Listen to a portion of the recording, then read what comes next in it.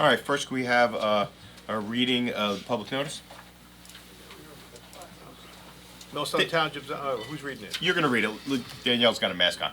Yeah, we don't want you to read it. That's right. In accordance with Chapter 231, PL 1975, the Open Public Meetings Act, adequate notice of this meeting has been provided as required, specifying the time and location with such notice as being sent to the Asbury Park Press and the Times of Trenton, posted on the municipal public notice meeting bulletin board, and filed with the township clerk. Thank you, Danielle.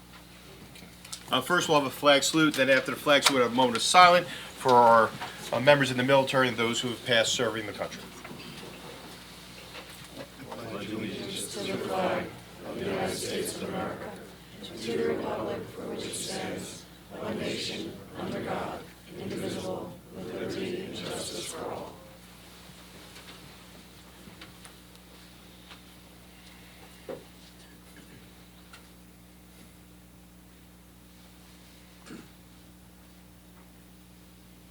Okay. All right, we do have two members, Mr. Mostyn and Mr. Cadigan, who have been sworn in for their respective terms. Madam Secretary, could we have a roll call, please? Mr. Mostyn. Here. Mr. Apaya. Here. Mr. Barthelmess is absent. Mr. Cadigan. Here. Mr. Ferrara. Yes. Mr. Lambros. Here. And Mr. Sinha. Here. Okay, the first thing we have on the agenda, I'll be acting as temporary chairman until the chairman is appointed by this board. The first matter of business, do we have any nominations for chairman for the Middletown Zoning Board Adjustment for the 2025 year? Millstone, what'd I say? That's Monday, sorry. So I'll make a motion to nominate Chairman Mostyn to continue, and I appreciate his leadership throughout last year and keeping us on track and running our meetings. You did a great job, and I'm looking forward to getting a second on that. Is there a second? I'll second it. Any other nominations? Seeing none, Madam Secretary, can we have a roll call, please? Mr. Mostyn. I have to say yes. Ms. Arpaia. Yes. Mr. Cadigan. Yes. Mr. Ferrara. Yes. Mr. Lambros. Yes. Mr. Sinha. Yes. Congratulations, Mr. Chairman. Thank you, I guess. All You've right. been sentenced. Yeah. Oh, now she's putting it in, look at that. Now you get the badge. Now it's back, it's official. Try to bring this down to Okay, now we need the vice chair. I'm back in business here? Okay, so now vice chairman, I'm gonna say, I'd like to nominate Mr. Barthelmess. Anybody want to second that? I'll second that. Danielle, roll call. Okay, any other move? Anyone else want the vice president? Vice President. Vice chair position? I don't think so. All right. So Steve's not here, so he's elected. That's it. Ms. Arpaia. Yes. Mr. Cadigan. Yes. Mr. Ferrara. Yes. Mr. Lambros. Yes. Mr. Sinha. Yes. Chairman Mostyn. Yes. Okay, thank you. We're going to move right into our resolutions for our reorg, so you just have to bear with us a few extra minutes. If you want to step out for 5 minutes, feel free.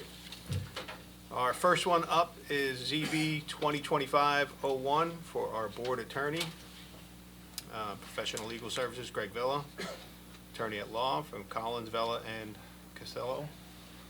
Mr. Chairman, the township did receive requests for proposals for the position, and Mr. Vella seems to be the only one that wanted to work with us again. So we also did review his package, and everything seemed to be in order. Okay, thank you, appreciate that. Anybody Thank you, want? Greg.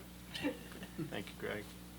So I'll make a motion to appoint Attorney Vella and his firm for I'll second that. 2025. I'll second that. Ms. Arpaia. Yes. Mr. Cadigan. Yes. Mr. Ferrara. Yes. Mr. Lambros. Yes. Mr. Sinha. Yes. Chairman Mostyn. Yes. Thank you, everybody. I think this is probably year 21st. 16? No, Just 20 is it 21 years already? Did we start in 2005? Yeah. Yeah, This just is start together. 19 years. 20 years. This is 21st. 20 years. So it's been a great 20 years. It Math is seems not- like 5. Yeah. Aw. Happy Where's early the birthday. cake? Do I get a pin? We finished 20, this is 21. I got a watch? Okay, next one on our list, sorry to cut you off, Matt, but ZB 2025-02 for our board engineer, professional engineering services, Mr. Matt Trafai, PE of Leon S. Avakian. Mr. Chairman, we did receive two requests on our request for proposals. Both seem to be in order. We did make the recommendation, have the discussion that Mr. Shafai's rates were a little bit better than the other quotes or requests that we did receive. And we made the recommendation to that unless there's any other objections or any other nominations. He showed up. You should have. I'll make the recommendation. Yes, and I'll second that. Thank you very much. Happy to work with him again. Absolutely. Thank you, Matt. Thank you. Roll call? Roll call. First and a second, Mr. I'm first, Danielle. Okay, Mr. Paya? Yes. Mr. Cadigan? Yes. Mr. Ferrara? Yes. Mr. Lambros? Yes. Mr. Sinha? Yes. And Chairman Moskowitz. Yes. Thank you very much. I think Greg and I started in 2005. So Steve was here too, I think. Yeah. Yes. I remember, Really I first remember year. the day we decided. Thank you very much. You're welcome. Good decision.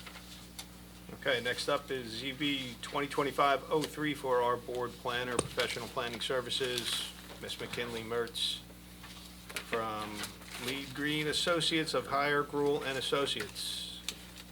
Mr. Chairman, we did receive two proposals on this one as well. We reviewed them both, looking at the rates that were offered and at the services that were offered. We made the recommendation that we do hire again, hire Buell and Associates. They had better rates and we've been working with them for quite some time and have had great success with them as well. So unless there's any other motions? I'll make a motion. I'll To second. appoint McKinley and, unless somebody else wants to. I'll second. Okay. Thanks, Lloyd. All right, roll call. Thank you. Mr. Apaya? Yes. Mr. Cadigan? Yes. Mr. Ferrara? Yes. Mr. Lambros? Yes. Mr. Sinha? Yes. And Chairman Moskowitz. Yes. Thank you, guys. Thank you, I won't tell you McKinley. where I was in 2005, but it's been a good 8 years.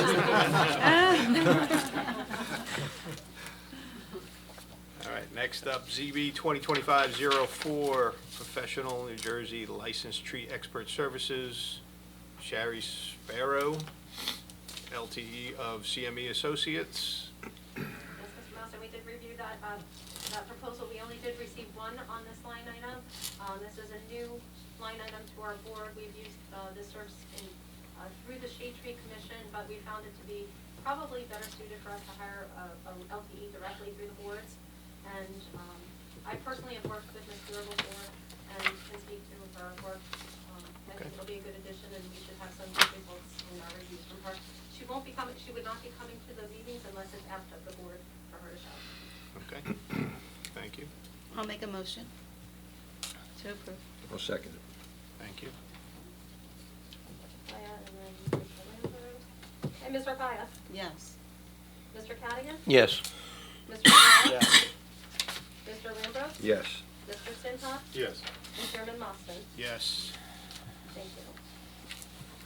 All right, next up, ZB 2025-05 for our board secretary, Ms. Danielle Sims. I'll just make the nomination now. That's right, and I'll second that. Yeah. And I'll do it too. Yes, everyone's second it. Everyone's in favor. But roll call. Mr. Paya? Yes. Mr. Cadigan? Yes. Mr. Ferrara? Yes. Mr. Lambros? Yes. Mr. Sinha? Yes. And Chairman Moston? Yes. Thank you, everyone. You're welcome, thank you. Next up is ZB 2025-06 for designation of our official newspapers, Asbury Park Press, and the Times of Trenton. Mr. Chairman, these were the newspapers that were appointed by our township committee, and we are repeating it to put it on record for our applicants. Any motion? I'll make the motion. I'll second. Mr. Paya? Yes. Mr. Cadigan? Yes. Mr. Ferrara? Yes. Mr. Lambros? Yes. Mr. Sinha? Yes. And Chairman Moston? Yes. Okay. Next up, ZB 2025-07 for adopting our 2025 meeting schedule and our 2026 reorg. Mr. Chairman, I did pass this around and let everybody have a look. If you notice, we did in November and December, just like we did this past year, moved up the meeting instead of being Yep. Thanksgiving Eve, we're doing it the second Thursday of the Thursday, month. right. And to avoid the holidays, we're also doing that the second Thursday instead of the fourth Wednesday. Perfect. Appreciate that. Yes. Okay. Anybody? All right. I'll make a motion. Thank to you. approve. second. Thank you. Mr. Paya? Yes. Mr. Cadigan? Yes. Mr. Ferrara? Yes. Mr. Lambros? Yes. Mr. Sinha? Yes. And Chairman Moskowitz. Yes. Thank you all. Happy reorg. Welcome Yeah. back, everyone. Always fun. Thank you, everyone. Appreciate it. All right. We are going to skip over, we're going to carry our approved minutes from December 12th to our next meeting. So we are, Mr. Chairman, if we could do the public comments for matters not on the agenda Oh, first. the sure. first one. yep. Okay. Is there any public comment for matters that are not on the agenda at the moment? I don't see any, so now we can move on. Thank you, everyone. Resolutions. Our first one up is for Gary Brady. Yes, Mr. Chairman, that resolution came out beginning of the week, reviewed by our professionals. If there's no comments or changes, we need a motion and second to memorialize. I read- Mr. Chairman, we will be adding the typical comment for the affordable housing. that we Yes. do add To that, that I did miss when I sent it out, so we will add that to the resolution, Okay. the boilerplate. Yep. Based on that, Which I I'll- forget all the time. Yeah. Based on the addition of the COA, anybody want to make a motion? I'll make a motion. Thank you. Mr. Moskowitz? I'll second. Ms. Arpaia? Yes. Mr. Cadigan? Yes. Mr. Ferrara? Yes. Mr. Lambros? Yes. Mr. Sinha? Yes. And Chairman Moskowitz? Yes. Thank you. Motion approved, 6. Thank you. Next one up is for Sean Cox. Mr. Chairman, that resolution came out at the same time as Mr. Brady. The only modification would be that the affordable housing provision that was not contained in there, that is our standard condition. If there's no comments or questions, we need a motion and second to memorialize. I'll make a motion to approve. Thank you. And I'll second. Thank you, Mr. Ferrara. Mr. Paya? Ms. Arpaia? Yes. Mr. Cadigan? Yes. Mr. Ferrara? Yes. Mr. Lambros? Yes. Mr. Sinha? Yes. And Chairman Moskowitz? Yes. Motion approved, 6-1. All right. Thank you, everyone, for bearing with us on our reorg. All right, Greg, we have our first application for Daniel Lickman. Mr. Lickman, are you here? Yes. Come on up. Come on down. All right, so members of the board, if you recall, in November, the board granted a couple waivers for Mr. Lickman, which was necessary prior to us beginning the hearing. At the November meeting, we were supposed to go into public to do the main use variance. However, Mr. Lickman didn't properly notice, so we did the waiver hearing, which didn't require notice. We then advised Mr. Lickman to notice for December. He improperly failed to notice, or did not notice correctly for December. He was then advised to notice for this meeting, and again, that was not done correctly. We have advised him to show that's 2 meetings in a row, failing to properly notice. We did advise Mr. Lickman to come, the professional staff did advise him to come in because this is taking up on our agenda and we either need to move this forward or dismiss it. So, Mr. Lickman, are you going to get it right next time? I hope so. I intend to. Well, board, it's been 3 errors. The board's power at this point would be to dismiss it without prejudice, because you can't dismiss it with prejudice because we didn't actually have the hearing yet. My recommendation to the board is advise Mr. Lickman that he immediately do the notice as soon as possible for our February meeting, and if it's done incorrectly, we're going to have no choice but to dismiss your application. Do you understand? You understand that? Yes. Board, are you okay with that? Give him one last shot at it? Mr. Lickman, as we said before, don't wait to the last second. You can notice today. I did that last time there was, And if you have a I problem, will send send your it. notice package immediately to Danielle and me, including your notice, which I modified the last time. So we can make sure it's right. So let's get to the merits rather than the technical issues. Thank Okay, you. so please do it as soon as possible. When's the meeting? February 26th. February 26th, 7:30 here. Please get your notice as soon as possible and get the proof of it to the board secretary as soon as possible so we can review it in case there's an error, it can be fixed. thank you. Okay?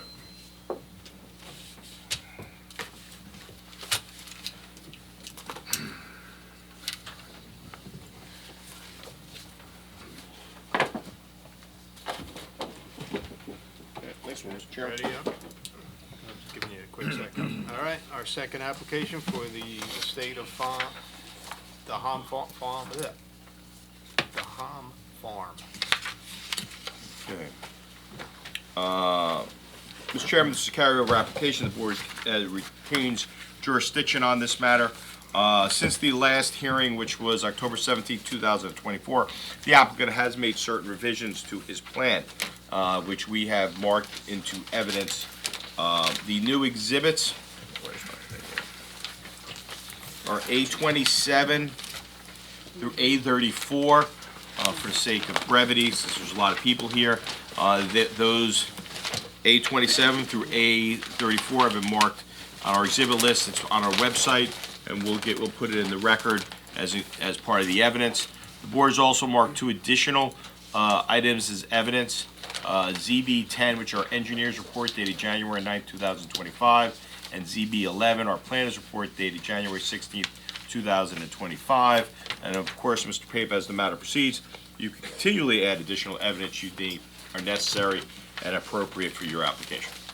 So after your appearance, you may continue with your application. Thank you. Good evening, Mr. Chairman, members of the board, board's professionals, and public. Kenneth Pape on behalf of your applicant. The applicant is members of the Ham family. This is an application that was partially heard at your October 17th meeting. At the October 17th meeting, the plan was presented to the board, and the board professionals and members of the public offered comments on that plan. The applicant agreed to modify the plan and return to the board this evening. This application was carried on the record to this evening without the requirement of renotice or republication, and the applicant has granted the board an extension of time through the end of March to complete their deliberations and to take formal action. Before this evening's meeting began, your attorney and your secretary both informed me that the board would not have a full 7 members, and that was a courtesy that we appreciated. The relief that we're asking of this board requires 5 affirmative votes, and with a 6-member board, the applicant does not have the same opportunity as a 7-member board. I spoke to your attorney before the hearing and told him the way we would like to proceed, and Mr. Chairman, I'd like to explain that to you and ask for your permission to proceed in this manner. We have a total of 5 witnesses, and this evening I intend to present the first 3. The first 3 witnesses would be Peter Strong, who is the engineer who's responsible for the plans. He's revised the plans, and he'll present them to you. And the second witness is Daniel Lamke. Daniel Lamke is an engineer who's an expert in firefighting designs. He's worked with us on a number of projects over the years, and we flew him in today from Ohio, so we'd like to get his testimony before the board and have his examination concluded. And the third witness is Steve Radasti. He is the architect who designed the building and has been responsive to comments. And we'd be very interested in hearing from the board and from your professionals with regard to any continuing comments on the presentations that made by those 3. Witnesses that would follow include Scott Kennel, who is our traffic expert, and Christine Cafone, our professional planner. I do not intend to call them. I would prefer to have a full board sitting while they are testifying. Members who are not here, we will provide a transcript of tonight's hearing so that they will have an opportunity to qualify for a future hearing. And it is my understanding that the next opportunity that your board has for an application would be the March 26th meeting. Your February meeting is quite full, and your March 26th has one residential application. And if we could establish that we would be carried to that date so our professionals can mark their calendar, and I'd ask if we could be assured that we would be the second application after that residential application that's currently deemed complete. So if Babe, all, some people can hear you back there. oh, Yeah. Sorry. is this picking up? Yeah. No, now it is, okay. Yeah, you Gotta gotta get- I got it, gotta shove it in swallow your it. mouth. Yeah, I got it, okay.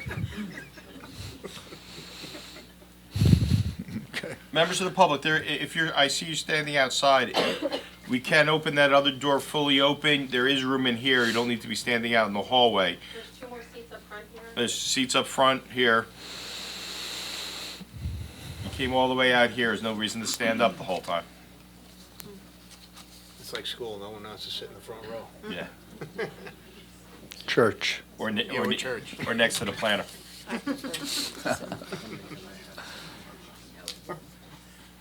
So what's your first answer you need for March Well, 26th? I think we'll deal with that at the end. I don't think Okay. any problem, but there's no reason to delay the application Great. any further. Let's start. And The process. As was at the last meeting in October, there's, the Hom family members are here, the front row, not the last person, but the rest of the people in the front row are the Hom family members who are here. If I may, I'll call Peter Strong, our professional engineer. He has been sworn, his credentials have been made part of the record. He's been recognized by the board as a professional engineer, and he will continue his testimony in that vein. Okay, Mr. Strong, you've previously been sworn. Please be advised you're still under oath. And we do have a lot of people here, so why don't you give Peter that mic and make sure that when everyone speaks, they're so close to the mic so everyone can hear it.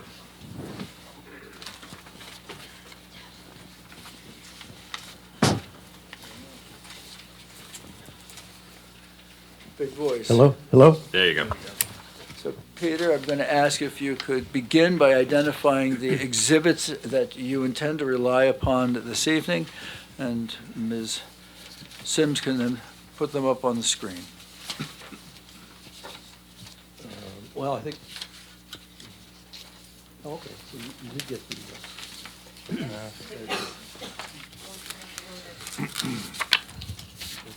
I brought paper copies because we weren't sure we were going to be able to have the electronic versions. Hey, Peter, just in case, here's the, do you have the list? So I do. You do, okay. Yeah, thank you. So you could just tell Danielle what number. It's probably easier that way. This will be A34. I didn't date it because I was having trouble opening it. It's not fully operating. Yeah, I see it's still loading up. So I couldn't get a date off of it. So this would be A34. Okay, so Peter, whatever, Yeah.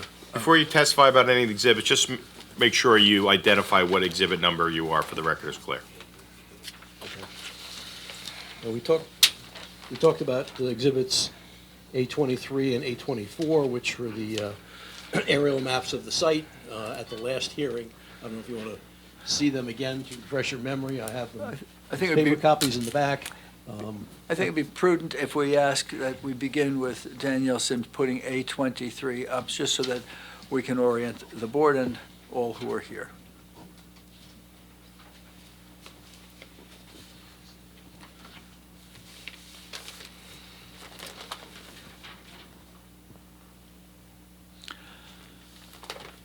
And when that exhibit is available, you could describe the location of the property, surrounding uses. Yes, this exhibit, A23, shows the subject sites, which are lot 10.01 and in block 17 to your left, lot 2.02 in block 23 to the right on either side of Millstone Road, just south of Route 33, which is just off the screen here.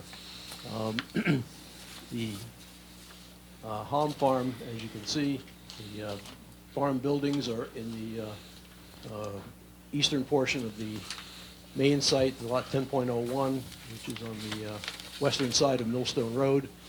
And the farmland that they have been utilizing for the past 50 years or so is shown in the brown color. The yellow, obviously, is the property outline. To the south is a triangular-shaped area, which is wooded area, which is on the site and has not been utilized for farming purposes and is essentially wetlands. The white line that surrounds the white dash line that surrounds the site is a 500-foot radius line from the property, so we get a sense of the scope and scale of the property itself.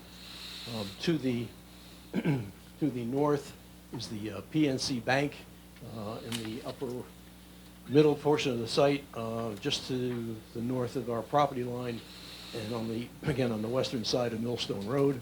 To the west of that is the Colonial RV site, and to the west of that is what used to be the Harder Equipment site up on Route 33. To the west is more farmland and woodlands within the 500-foot radius of the site. To the right is a wooded area, and the Millstone River runs through the wooded area that's shown on that particular area. To the south, we have residential homes on 2 to 3 acre lots, generally in the area along Millstone Road, and on both sides actually, but obviously we're concerned with the ones that are closest to us on the west side. So that's Thank you. And if you could give us the overall dimensions of the property, and if you could also share with us the portion of the property that has environmental constraints. Yes, the site, lot 10.01, is 77.96 acres. The 2.02 on the east side of Millstone Road is 7.33 acres. And the environmental constraints basically are wetlands, which are in the center portion where you can see the discoloration in the soil on the exhibit, as well as the area that's wooded to the south. That is generally where the wetlands are on this particular site, with a small patch up in the northwest corner, and then the Millstone Road property on the easterly side of Millstone Road is almost all wetlands, and there is a floodplain associated with the Millstone River, and stream flood hazard and stream corridor buffers that are associated with that based on the DEP requirements are all in that particular area. So the remaining portion, the bulk of the area along the western side of Millstone Road and projecting towards the west in the center area of the site are all uplands and no environmental constraints. There are some questions that were raised in the written reports of your engineer and your planner about whether there's any intention to use any portion of the property that's not part of the application. Is there any intention to use that in the future? And the answer is no. And the assurances that are given are that the portion of the property that is environmentally constrained, as well as the entire property that's located on the opposite side of the roadway, are offered by the Hom family in a conservation easement to run to the township so that those properties remain in their natural state. Peter, think we go to the next exhibit? Okay. Do you want to use? I don't think we need 824 at this point. It just Okay. shows Sorry. 1,000 feet instead of 500 feet. So you're going to go to A34, or A, yeah. Your site display. Yeah. Yeah, A34.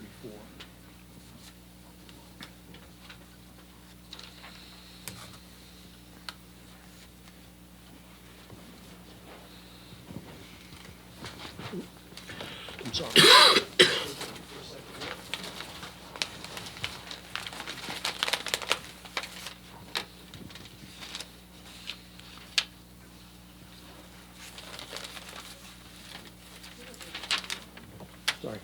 So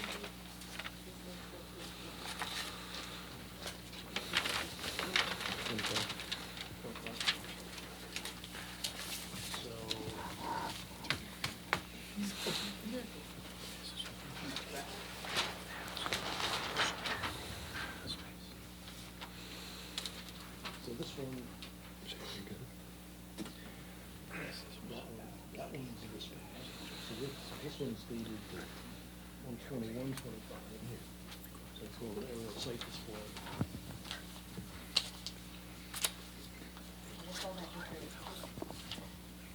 Sorry.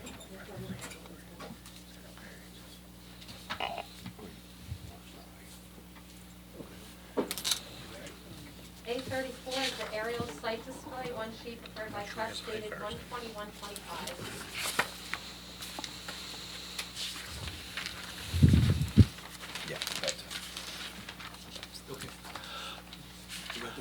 Very good. I'm going to ask if you could, we've done the property size, but the property zone, you've described its location and its gross acreage. If you could quantify the acreage of environmental constraints and then begin taking us through the design. We'll do an overall executive presentation of the design, and then let's go through some of the significant changes. So the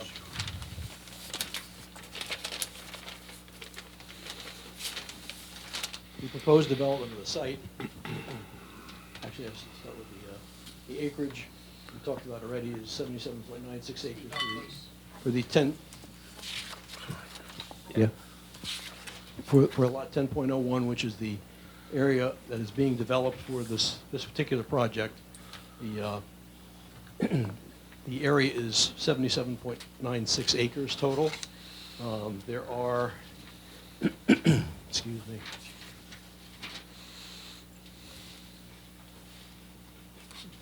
just over 37 acres of critical areas, which are the wetlands, the floodplains, the flood hazard areas that are, and the buffers to the wetlands that are shown on the plan. So we have 37 acres of critical areas, leaving a buildable area of 40.9 acres to be developed on the site. The plan is for two proposed buildings, one of which is 216,000 square feet. That would be the northerly building. And another one that's 135,000 square feet. That will be the southerly building. And we have loading docks on the north side of each building, and car parking that would be to the east of each building and to the north of the southerly building. A driveway entrance would be constructed off of Millstone Road in the northerly section of the property, which is about 300 feet south of the property line and about 500 feet south of the Millstone Road intersection with Route 33.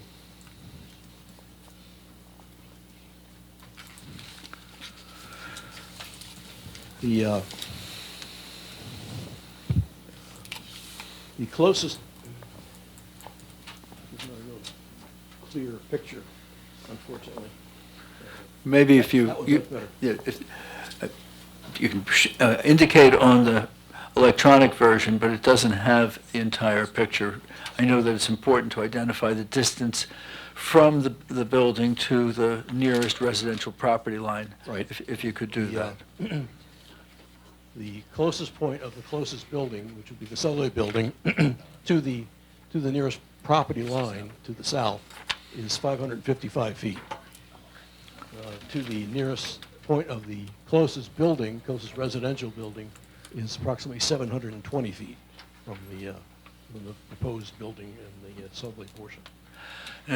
When we were before you the last time, that distance was 360 feet, and Peter, it's currently 555 feet, so you're 195 feet further away from that property line. That's correct. Okay, if you would continue. So the property is in the PCD zone, which is planned commercial development, which allows for warehouses, which is what we're proposing, office warehouses on this site.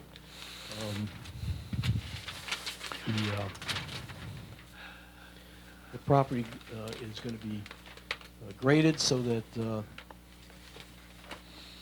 drainage continues to go in the direction that it does at the current time, which is generally to the southwest of the Millstone Road area, and generally towards the wetlands, which is where the lower area of the site is. So you're maintaining the current drainage patterns of the property. That's correct, yes. And if, as part of that grading, if you could indicate whether there's going to be any significant changes in the contours of the property. The area that's to the to be developed would be cut and filled to allow for level pads to be created for the two buildings.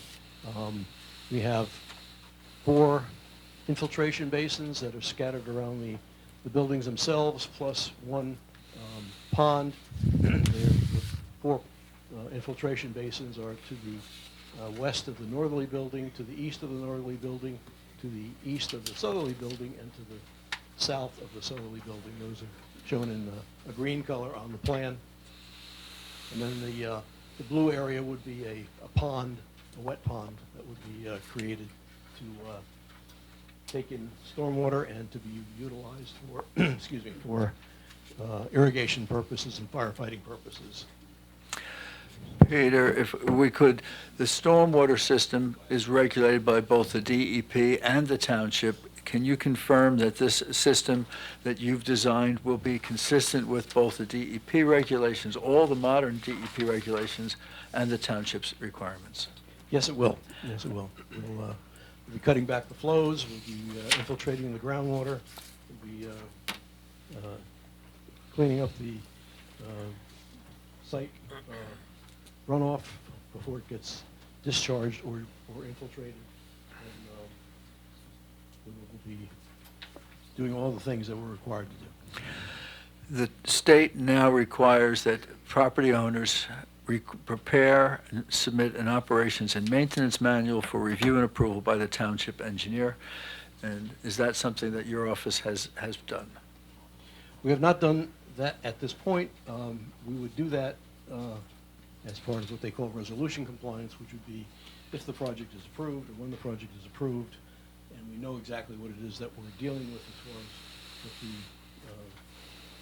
design criteria are and what the maintenance would be that would be required. We'll prepare an operation and maintenance manual for that. That's the normal way it's done. And I'll make certain legal points for the board, but that operations and maintenance manual would identify these as private systems that are the obligation, the maintenance of which is the obligation of the property owner, correct? Yes. So there's no maintenance obligation imposed on the township for the stormwater system? No, there's not. The operations and maintenance manual is recorded at the county clerk's office. After it's reviewed and approved by your engineer, it's recorded at the county clerk's office, becomes a permanent lien against the property, and whoever owns the property has the obligation of maintenance. And there's also an annual reporting to the township, and the township then reports to the DEP, the basin maintenance. All of that is imposed by state law. Peter, if you could talk about the southern portion of the property where you show a landscape area and a stormwater basin, if you could identify the grading in that area, and if that is, if you could just describe the grading in that area around that stormwater basin. Yeah, well, the infiltration basin itself would have a flat bottom to it. It would be recessed into the ground a couple of feet. The area around the outside of that would be bermed up, and there would be landscaping created on top of the berming. The berms themselves would range from, I believe, 6 to about 10 feet, and then the landscaping would be created on top of that to help create a screen to the building. The blue basin, you indicated, has multiple purposes. To make clear, it's part of the stormwater management system. It is? It's also an opportunity, it's a secondary firefighting water supply. Mr. Lamke will describe the primary fighting supply. And it is also available for the irrigation of the landscaped areas on site. That's correct. And that's the way you've designed it. Yes, so it will be available for all those purposes. If we could move on to the circulation, the on-site circulation, there'll be a more detailed presentation by Scott Kennel at your next meeting, but if you could describe the on-site circulation, the entrance driveway, the restrictions that are proposed for the entrance driveway, and then the on-site circulation. Yes, as I mentioned before, there's going to be one entranceway into this site off of Millstone Road, which is near the northerly end of the site, approximately 500 feet south of the Route 33 intersection. The driveway would be adequate for truck traffic to come in, circulate through the site. We have provided backup areas so that trucks that come in would come in to the far end of the driveway itself, be able to back up and then turn around and go back out. Same thing with the southerly building. They would be able to come in, use the area that we've designated for backup, and be able to turn around and go back out again. So there's full circulation available on the site. The driveway off of Millstone Road, the exit for the driveway would be twofold. It would have two lanes. One would be for the truck traffic to make a left-hand turn and would be adequate for that purpose and be signed for that purpose, so that the trucks will only be able to circulate to the north, to the Millstone Road intersection. To the south, there would be what we call a slip lane, small slip lane, that would allow cars to make the movement to go south on Millstone Road if they so chose. But there would be an island set in the intersection so that trucks could not make that turn to the south. They would only be able to go to the north. And again, it would be signed for that purpose. It's very similar to what is existing at, the signage is similar to what's at the Moto Business Park, which is on Provident Way. We've been utilizing that in that area for 20 years for truck traffic only being able to make a left turn out and go to Millstone Road along Provident Way. And that's worked very well for us over the last, I'd say, 20 years. The circulation here, Mr. Kennel will go into it in detail, but there are vehicles, there's the anticipated vehicles that will come to the warehouse, as well as emergency vehicles and trash removal vehicles. And have you done all the turning templates for all of those vehicles? Yes, we have. Obviously, the trucks with the 53-foot trailers are the worst case, and we know that those can make the turns. All of the other vehicles, dump trucks, trash collection, firefighting vehicles, they can all make the movements through the site and get turned around and come back out again. Okay. I think let's take a moment to describe the changes, the significant changes in the design that you're presenting to the board and the public this evening from the plan that was presented in October. Now, there's still two buildings, but the building orientations have changed. If you could describe the changes in the orientation. Yes, the original site design had, as you say, two buildings, but they were of equal size. They reach 180,000 square feet. Oh, there you go. Yeah, that's much better. That's much better, yeah. So the northerly building was shorter and approximately in the same location as far as its east-west orientation to Millstone Road. But the loading docks were on the south side of that building, and and the adjacent to the loading docks were, or on the opposite side from the loading docks, were parking for more tractor trailers to be contained on the site. And the pond, the pond was farther to the south and to the east. The Building B, the smaller of the two on this particular site, was the same size, 180,000 square feet, but it was oriented north-south instead of east-west, and all the loading docks were on the westerly side of that building, again with parking on the opposite side from the loading docks, so that the changes now put all the loading docks on the north side of both buildings, which will do a number of things to A, protect from noise, B, to contain the lighting that would be required for the loading dock areas, as well as the car parking areas that are to the north and east of the two buildings, would all be behind the buildings that are being proposed, as opposed to the previous application or site design that had the tractor trailers and other car parking areas that were visible to the neighborhood to the south and east, south and west of the site. And we think this is a much superior design to what that was. So just a simple summary. Two buildings, now both of the buildings are oriented towards Highway 33. Yes. Two buildings have no loading on their southern side. All their loading is on the northern side.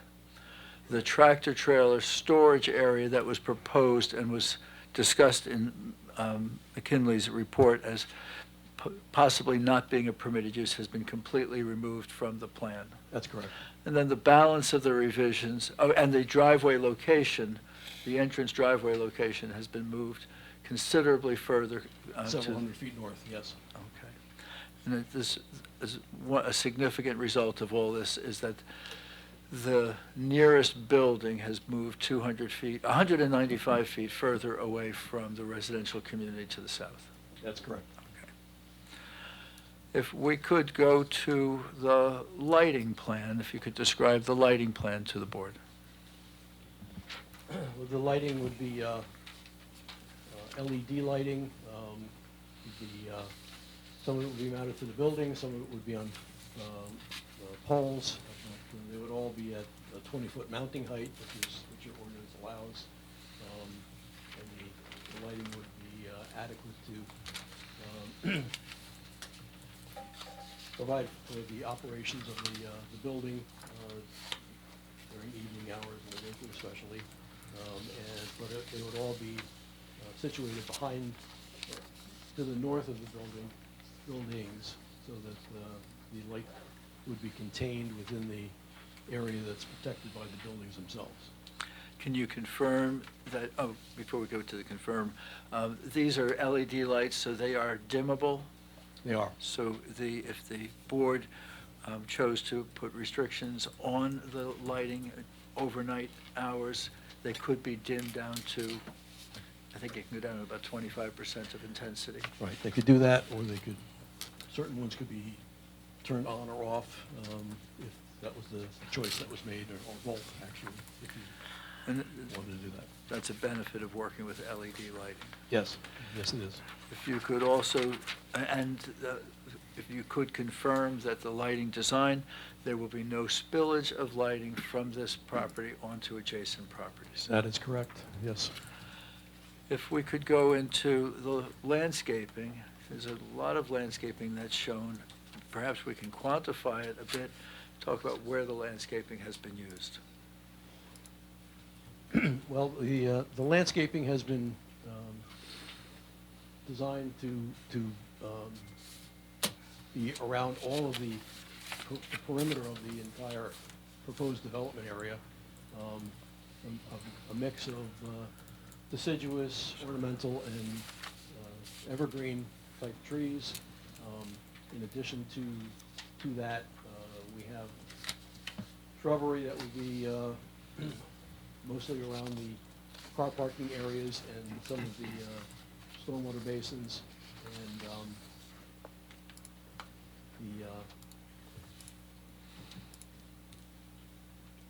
the trees would be attractive. They would be at various heights and would be able to grow with the site after they're installed to help to further attenuate the site as far as the visual impacts go. The landscaping plan, we previously received comments from the Shade Tree Commission on the last version, have not yet received comments on Shade Tree Commission on this, but the same comment as the last time. We welcome those comments and look forward to working with them. It's nice to know that you've hired Shari Spiro. She's probably one of the best arborists around. We encounter her frequently, but we'd be pleased to work with the Shade Tree Commission and with Ms. Spiro on the landscaping plan. Peter, I'm sorry to interrupt, but can you reiterate what you said before about how the irrigation will work for the landscaping? Well, we have several options. One is we can utilize a well or wells to run the sprinkler systems, but it is our intent to utilize the pond water that is being collected in the permanent pond, the blue area on the site, and to utilize that as much as possible for irrigation purposes of the landscaping to maintain it in a good condition. Would the applicant submit a irrigation maintenance plan for the landscaping as a condition of approval? Sure. We had indicated at the last hearing that all of the landscaped areas, not the lawn areas, but all of the landscaped areas would have a drip irrigation system. That's right, yeah. That remains the commitment of the applicant. But an irrigation plan, All that farm area that's not landscape, it's gonna be wildflower? wildflower mix. Yeah, I was going to mention that. Our landscape architect has specified that a lot of the areas that are, Sir, could you speak up, please? especially the areas that are up in the northerly portion of the site. All right, next to members the of the driveway. public, please, these things are being taped. I know you're all interested, but we can't have people just yelling from the audience. Whether, louder, that's okay, but keep your comments. You'll give plenty of opportunity to spread all your comments and questions before the board. So those areas would be supplemented, or planted with wildflower mix of various types to stabilize the ground as well as to enhance the landscape of the site. Will there be any trees or anything in there at all, or just? Well, there are some trees, but there are going to be large areas that will just be wildflowers. And they would all be in the conservation easement? Not all of them, no. No. We can put some in if you want. If you think Yeah. that that would be a wise choice, we can do that. If you, We had an application like this before the planning board, and they asked for some trees to go in there. But you think you'd rather have some trees than wildflowers? We can put some more trees in, yeah. Matt, what I would suggest, we can say yes to it, but you've got Ms. Spiro coming on board. We will We'll gladly discuss sit it with. with her and the Shade Tree Commission. You've Yeah, got that an would be- arborist. I that know would the be- last one was, I'm not telling you what it was your application.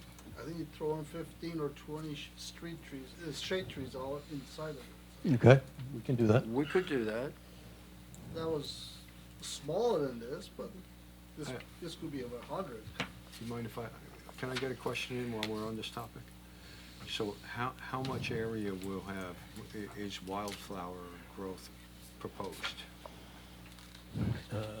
In Acres? acres? you mean? Acres, many acres. I don't know that offhand. I can find that out. Looks like about 40, 50 acres, right? Well, no, if you start with a 77-acre parcel, and the 77-acre parcel, 37 are constrained, wetlands constrained, and 40 are uplands. And we're developing somewhere around, just under 20 acres in total. The balance of the property is not being developed, 20 out of 77. something like. Well, I'm looking at your landscape plan, it shows wildflower seed even in a wetlands area, unless I'm reading it Yeah, wrong. the wetlands, all of the, but you realize a lot of the wetlands, Matt, have been farmed. Wetlands, so that you can't just leave them as raw soil, so we're looking to create successional growth, starting with a wildflower mix. Does But does that need a DEP approval, I guess? not to do wildflower You mix. could do it, just do, I have no idea, so, you're not grading or anything. We're not grading No. or anything, no. No. No. So I one think of the they'd be things happy that- to have wildflowers, actually. So what concerns me about proposed warehouse projects here in town is that a lot of them have tall grass, or some of them have tall grass, and it kind of looks not good after a while. And if tall grass and wildflower growth and all that is approved, then it kind of grows up that way. You know, when you go to other towns where there are industrial parks like this, they're manicured, they're well groomed, they have big mature vegetation, they have landscape crews taking care of it, there's irrigation, making sure everything grows and everything is maintained, and it looks different than what you see in Millstone. I'm not saying what Millstone has, you know, I'm not saying what that is good for Millstone, but what I'm saying is that if these things exist in Millstone, they should look like, you know, Class A industrial parks. And I would suggest on that, Steve, when you talk with Ms. Shapiro, I would concentrate if there's room to do something maybe a little more than wildflowers or something that we can keep more manicured in that way. The area along Millstone Road, south of your development and just north of the residential, that kind of oddly shaped spot there, because I think that's what you'd see from the road. That's what the residents will see. So I think Yeah, well, we don't this- need a lawn necessarily, but we want it to be well groomed. As The Steve whole, said. the whole frontage along Not the overgrown. site development, adjacent to the buildings and down and around to the south of the southerly building, around the detention basin, would be landscaped and have lawn areas which would require irrigation. The wildflowers would be in the areas out around the outer edges of the site development, so that you think you'd get the manicured effect that you're looking for the area that's near the buildings. And it's the remaining portion of the site that's behind the buildings and to the south and west that It'd be would good if it was get the manicured wildflower from mix. anything in line of sight from the roadways. But anyway, No, you know, I'm just bringing out a point, and we can wait for our expert to Mhm. chime in Mr. on this. Lambros, I think that the response I can make tonight is, that we're not finishing tonight. You're going to have a new expert on board. I'm sure that we can get a report from her. And then I would like to, with both your planner and your arborist, sit down and come up with that. Class A industrial, line of sight protected and manicured. That's goals that we're looking for. And we should have our landscape architect, Rick Weiner, involved in that. Perhaps be at the next meeting for his own testimony. Okay. Peter, I have a couple of, if you- we'll just confirm, we've spent a couple of nights with the Environmental Commission and a couple of afternoons with the fire officials. Yes. If you could identify the firefighting water supply system that you've shown on the plan. Mr. Lamke will share with the board how it functions, but if you could talk about the firefighting water supply. Yeah, in addition to the pond that we've already talked about, between the two buildings in this island area, there's a rectangle and a circle next to each other. That is a pump house and a storage tank that is going to be providing the firefighting water through the sprinkler systems that will be put inside the buildings. And we're calling that the primary firefighting water supply, and there's also the body of water that is there, which will also have drafting stations. That'll also be a secondary source of firefighting supply. And also the fire officials asked that we create a drafting station for them so that they can come on this property with their tankers to draft water and replenish their tanks as needed. We made certain that that was part of the plan. We also, trash collection, and if you could just describe the trash collection Yeah, we have locations. two areas where trash and recycling will be collected and enclosed. One in the area to the north of the proposed Building A, which is to the northwest corner of that building. There are 3 dumpster enclosures in that particular location with the larger building of 216,000 square feet. And then there is 2 additional trash recycling enclosures that would be off of the southeast corner of that building. That would be mostly for the proposed Building A, which is the 135,000 square foot building. And you'll hear when Mr. Radasti testifies that his building design also includes compactors, and the compactors have all of the hydraulics inside the building. Mr. Radasti will present that element. The last question that I have for you is just signage, if you could identify where the applicant intends one monument sign, and we could confirm that the sign will be less than the ordinance permits. Well, Steve can confirm that since he designed it, but it would be located just to the north of the entrance driveway, So just off Millstone Road. one monument sign identifying the driveway's entrance. Those are my direct questions of Mr. Strong. He is available to the board and the board's professionals as you direct, Mr. Chair.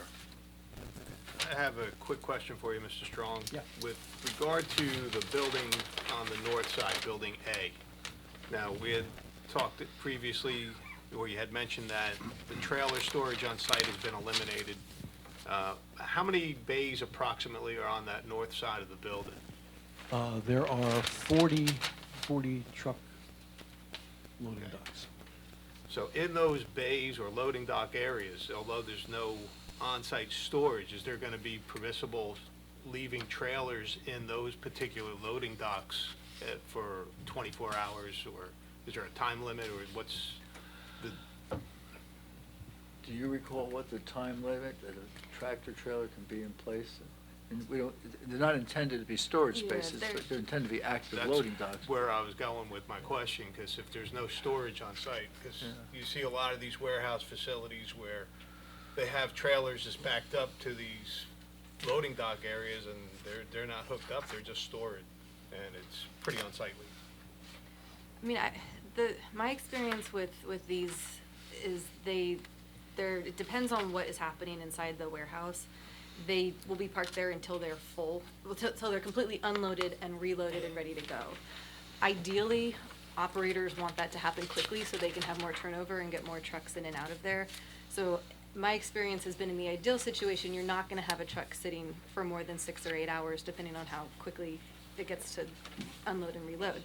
Having said that, there are gonna probably be instances where it extends past that, and it's gonna depend on end users and the type of goods that's moving through it. But Right. ideally, operators want that to go quickly. And similar question to the building on the south, about what, 30 loading docks? There's 17. 17, Yeah. okay. And then, is there office space or anything in that general area? There are 2 office spaces designated on the plan, each 3,000 square feet. The one for the smaller building, Building B, is in the northeast corner of that building, just to the parking lot. And the one for the bigger building, the 216,000 square foot, is also 3,000 square feet, and also in the northeast corner, adjacent to the car parking area. And just to be clear, you don't have operators lined up yet, correct? No. The Hom family they are pursuing the development approvals to market to a developer. So how would, I'm not sure if I heard any testimony, but it's hard to see from here how emergency firefighters would be able to fight a fire on the west side and the southwest sides of the smaller building. Is there something, is there an access point there, or? We do have roadway? emergency access from the truck loading area along the westerly side of the southern building so that firefighting can come across there. And then the same thing on the south side of Building A. There's a fire lane that is going to be created to Right, but enhance the does the fire lane firefighting ability end of at the end of the building, or does it go around the building? just goes to the end of the building Right, at this- on at both this of point. them, on both of them, right? Right. As you'll hear, the buildings are fully suppressed, and the design that we're showing to you, we've also taken over to the fire officials. Right. Have you received comment back from them yet? Just the comments that we got when we were sitting with them. I don't know if, Danielle, was there any written report from them? Yeah, when we sat with them? They were concerned with the drafting, they were concerned with the wet pond, they were concerned that the building was fully suppressed. There's something called a repeater system that they may want inside the building that they'll determine at the time of construction. And we went over with them the circulation on site, and they gave us the template for their fire trucks. Quick question. The lot area is 77.96, Yep. and you said there is 37 acres of wetlands. Yes. Well, So you constrained. calculated your FAR and lot coverage based on those two numbers. Correct. I see some roadway, right-of-way dedication, There's right-of-way dedication on the Millstone Road. easterly side of, And I see some on the west side. there's no right-of-way dedication proposed for the west side. The right-of-way dedication was given to the town when the property was subdivided a few years back to take the 6-acre parcel out of the Hom Farm for the Colonial RV site. At that point in time, we dedicated 25 feet from the center line for the roadway dedication, and then we're going to do the same thing to the other side from lot 2.02. So you'll have a 50-foot right-of-way all the way from where our property starts on the north all When the you way go back and you just to... look at it, 'cause on the north side, I see some area on the north side of your driveway. It looks like a dedication. I'm Yeah, not I sure. think that there was some confusion about that to begin with, but after the last meeting, I went back and double-checked it with regards to what the right-of-way dedications were, and that there's a couple lines that didn't get erased, they should be, and Again, I don't see any numbers saying right-of-way distance from center line or anything. I'm sure that there's, Could you just double check out, because this could affect your FARs and all that. yep, And going back to the stormwater management, I found your report had some mistakes in it. I think we talked about it. yes, yeah, we did talk So about, we still gotta some of the re- stuff was from the previous design was left over at So the end of that that has report. to be corrected and Yes. resubmitted. Correct, you're right, and we will. It And doesn't change the design of the report conclusions. We do meet all the we still requirements. haven't done the threatened endangered species study yet. Um, We haven't done site investigation per ordinance. We did do, We did some soil, but not according to the ordinance. pesticide testing, which found that there were no pesticides exceeding the state standards, or lead. There were a couple of spots where the arsenic was higher than the standard, and we did some additional testing on that, which showed that the arsenic is a result of probably the farming operations over the year, because as you get deeper, the arsenic concentrations decreased. So there will have to be some remediation at some point in time for that. As far as endangered species go, we did get a threatened and endangered species report from the DEP when we did the wetlands. But There- again, you have not complied with the ordinance for soil investigation and threat. You may have done it with DEP or did a pesticide, but you have not followed those two ordinances. If you say so. I'm sure that you're correct, but I will tell you, Matt, I thought we had. we thought we had, If you don't think we did, we will do more. and, Okay? and we were at the Environmental Commission just a couple weeks ago, and there were no open questions from them, but we'll review it with you. Okay. And you're proposing a roadway widening in a DRCC buffer area, 150-foot wetlands buffer and all that, right? That's gonna require, It is going to A lot of require a approvals. DRCC permit. We've already talked to them, actually, and they've run into the situation before where their buffer overlaps an existing road, and they are amenable to allowing us to do that. it's gonna be a condition of the approval. Yeah. That's of all those Yeah. Do we have the DEP's wetlands approval final? We do have an LOI get it? for the wetlands. Did we get it?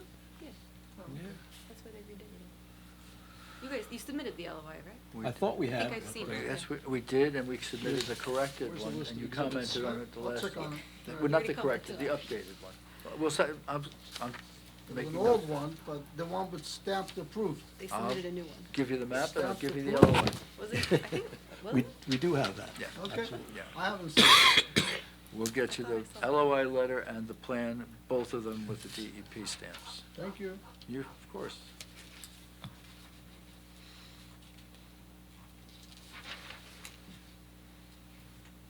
You don't have any trees that have to be removed, right? Because it's all farmland. Peter, are you taking any trees down?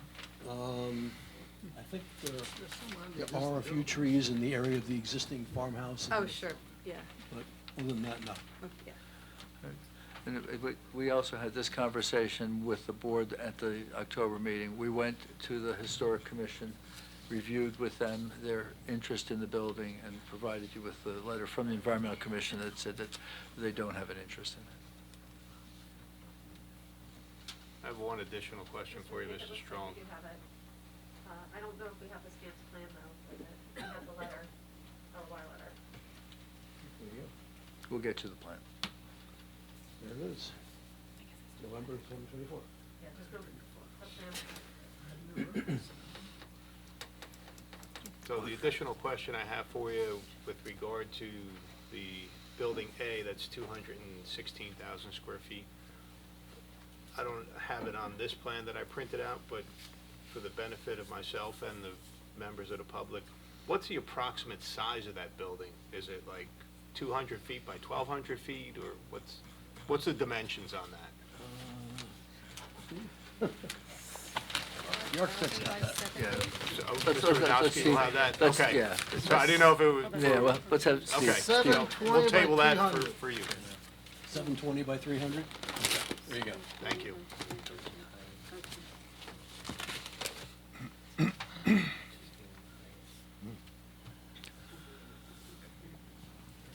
There are two other witnesses that we'd like to present this evening. I defer to you as to the public portion. Is it at the end of those three witnesses? I defer to Well, you. you know, we'll see how the meeting goes, we'll make that determination, but I would recommend if you flew someone in from wherever, Ohio. that we would, how about we get him testify now, we'll open it up to the public for him, Thank so you. he doesn't have to fly back to the next meeting. That's very nice of you. Mr. Strong, I thank you. You're off your feet. Don't leave us. Mr. Lamke, if you could join us.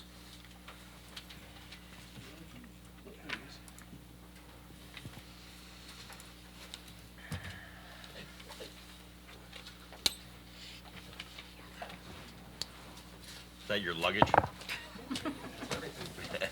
Carry on only. All right, grab the microphone, please raise your right hand. Do you swear affirm the following testimony about to give is the whole truth, nothing but the truth? I do. Please state your name for the record, spelling your last name, sir. Daniel Lemke, Lampke. Mr. Lamke, if you could share with the board your credentials, your education, and your background, and what you do for a living. Sure. I am a registered fire protection engineer. I have a bachelor's in mechanical engineering from Worcester Polytechnic Institute, a master's in fire protection from Worcester Polytechnic Institute, and I'm a registered New Jersey fire protection engineer. Mr. Lemke to testify briefly as to the firefighting system that he has recommended and has designed for this site. So he will be testifying in that capacity. Does the board accept him as an expert in that field and allow him to testify? We do accept his credentials. Thank you. Thank you. And Mr. Lemke, this is not the first trip to New Jersey where you've handled similar applications. If you would share with the board the nature of the design that you have provided to Mr. Strong and Mr. Radasti, and just describe how it works. So do we have the exhibit? Your exhibit, yes, your exhibit, Danielle, Mr., The recent, yeah, oh, A31. No, that's the schematic, protection Yeah, that's schematic, it. fire protection yeah, schematic? that's Yeah, it. A31. A31, thank you.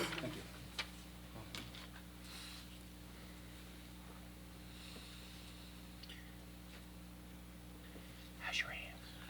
And as the board is aware, a firefighting expert is brought in because we don't have a firefighting water supply. We have to create a firefighting water supply on site. So that's the segue of Mr. Lamke joining us here this evening, if you would. Yep, thank you. Thank you, members of the board. Yep, so I was retained to provide a conceptual design for the firefighting system for these buildings. These buildings will be protected throughout by an ESFR, early suppression fast response sprinkler system, designed for the stored commodities within per NFPA 13.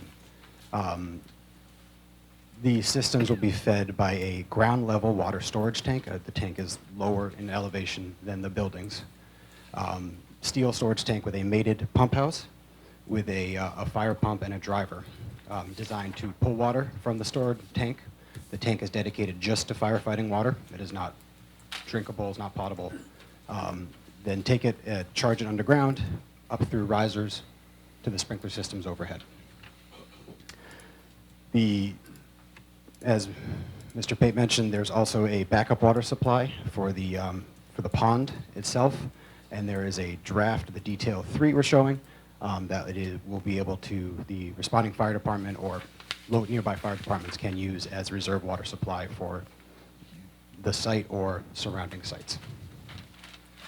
And as far as determining the size, this is the size of the tank, the size of the pump, this is all something that you're qualified to design? Yes, sir. I do this every day. That final design has not been completed, the conceptual schematic design is as far as you have taken? Correct. This is a conceptual design, sealed for what it is with the background calculations. The final design is done by a fire suppression contractor, during a construction process. Mr. Chairman, board members, I wanted the board to be aware that this was an element that the clients did consider, that this is not an element that we're looking over, that we have from the very beginning had Mr. Lamke as a consultant and has been with us as we've been working on these plans. I don't have any further detailed questions of Mr. Lamke. It is his area of expertise and he is available to you at this time. I have a quick question for you. With the use of the facility and the building, which we don't know potentially what material is going to be inside, right now you have everything as water-based. Do you have any plans for any non-water-based fire suppression if there's any hazardous material, any lithium batteries that's not going to be extinguished with water? So in the standard, if you will, the storage industry, the water is the only suppressant we generally have. If there's specific, like large-scale hazardous materials, that is a separate consideration and permit application that always has to be undertaken. But the general design, I'd say, for 95% of any sort of these buildings is for a water-based suppression system. Water is by far the most effective way to suppress something. Fortunately, nowadays, even lithium fires, yes, water does not put it out, but it's the way to control it, right, until the fire department can come and pull it, and of course, hopefully somebody removes it from the building. The tank, if there's a fire in one of the buildings and the tank starts going water through the system and through the sprinkler system, is that tank autofill, or is it when the tank is empty, the water's out and the fire continues to rage? So the tank is sized per NFPA 13 for the expected duration of the system. So we're storing 150,000 gallons approximately, 120,000 gallons of water available for the system. There is a refill from the wells for it, which is designed to refill the system over 8 hours, basically one shift. So when the fire is put out, you can be ready to go theoretically the next day. The secondary is the pond and the responding fire engine. You can hook up to the draft hydrant, and then there's a fire department connection across the street, across the parking lot, to the pump house, and that goes straight to the charge system. So if the engine were to fail, if the driver of the pump were to fail, the firefighting engine pumper can supply the necessary pressure, and if the water were to run dry in extended condition, you have the available water in the pond. So the pump, how is the pump run? Electrical? Right, you can do electric or diesel. If it is a diesel driver, there's different considerations, and there's noise mitigation as well. What are you proposing here? What are you proposing? The schematic I was proposing here is diesel. Okay, so it's run by a diesel generator? Yes, a diesel engine, How long can that run? 8 hours. With the day tank, you can always refill the day tank. So diesel is proposed because it's whether or not the power is reliable in the area, and the diesel is considered a reliable power source. Unlike an electric pump, which requires the municipal not to have a certain amount of outages over a year period. Right, well, if it was an electrical pump, I would be concerned that, well, I don't know where I guess the electric would have to be fed separately from the building, but if the electric was interrupted, then you wouldn't have a working pump. Exactly. The electric by code has to be fed upstream of any connections to the building. So it's, although, yes, if there's something happens to the building, it's fed prior to that. But no, the diesel engine is proposed for the reliability concerns. Self-sufficient. So your diesel runs for 8 hours. It's a $120,000 tank. How many hours till that goes dry?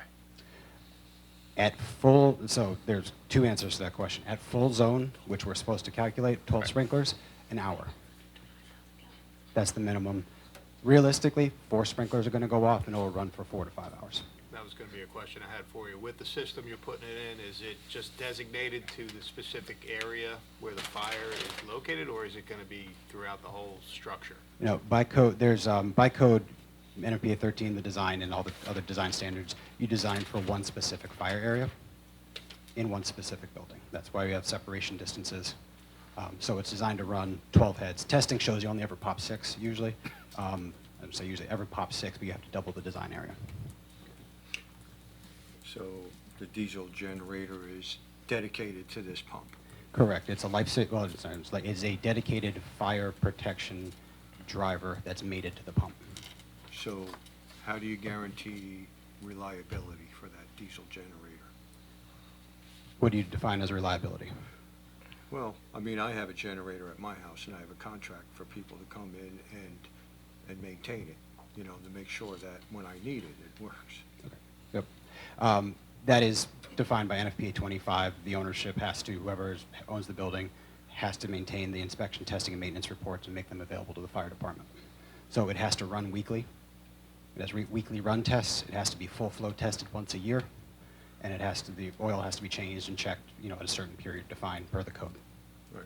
Do you recommend that your clients have these types of maintenance contracts? Because I know that it runs on its own on a weekly maintenance cycle, but if there's nobody there to maintain it quarterly or semi-annually or something like that, I mean, the maintenance cycle happens anyway. It's required per law. That's all I can tell you. It just happens. Yep. But that doesn't mean that that doesn't guarantee reliability. It's just a maintenance cycle. Correct. It's an unmanned, unsupervised, uncertified maintenance cycle. The pump itself has to be supervised by a fire alarm system by code. So the operation of the pump, the points, the weekly run tests are all actually logged and reported back to a central station. So all fire pumps in everywhere are unmanned, right? There's not somebody in a building watching it. So this is monitored by a fire alarm system. And the condition of the inspection reports have to be logged. There has to be tags. They have to give it back to the jurisdiction to review. And what guarantees that there will be always water in that tank, that 150,000 gallon tank? That's also monitored by the fire alarm system. So there's level, code requires it to stay within 12 inches of the top, and if it goes below, it has to send a supervisory signal, which by law to the responding stations has to be responded to within, depending on the state, 4 to 8 hours. So it is electronically monitored. There's also, for all the tanks that we've dealt with, there's also nice big numbers that shows how big it is, so you can see it from the warehouse. I have a level indicator. How common are these systems compared to? I'm sorry, Mr. Lambert's down. Yep. How common is a system like this compared to, like, let's say what they're using in Dayton or Monroe or East Brunswick, South Brunswick, Cranberry areas? For storage occupancies, I do 70% diesel pumps, and probably 40% have tanks.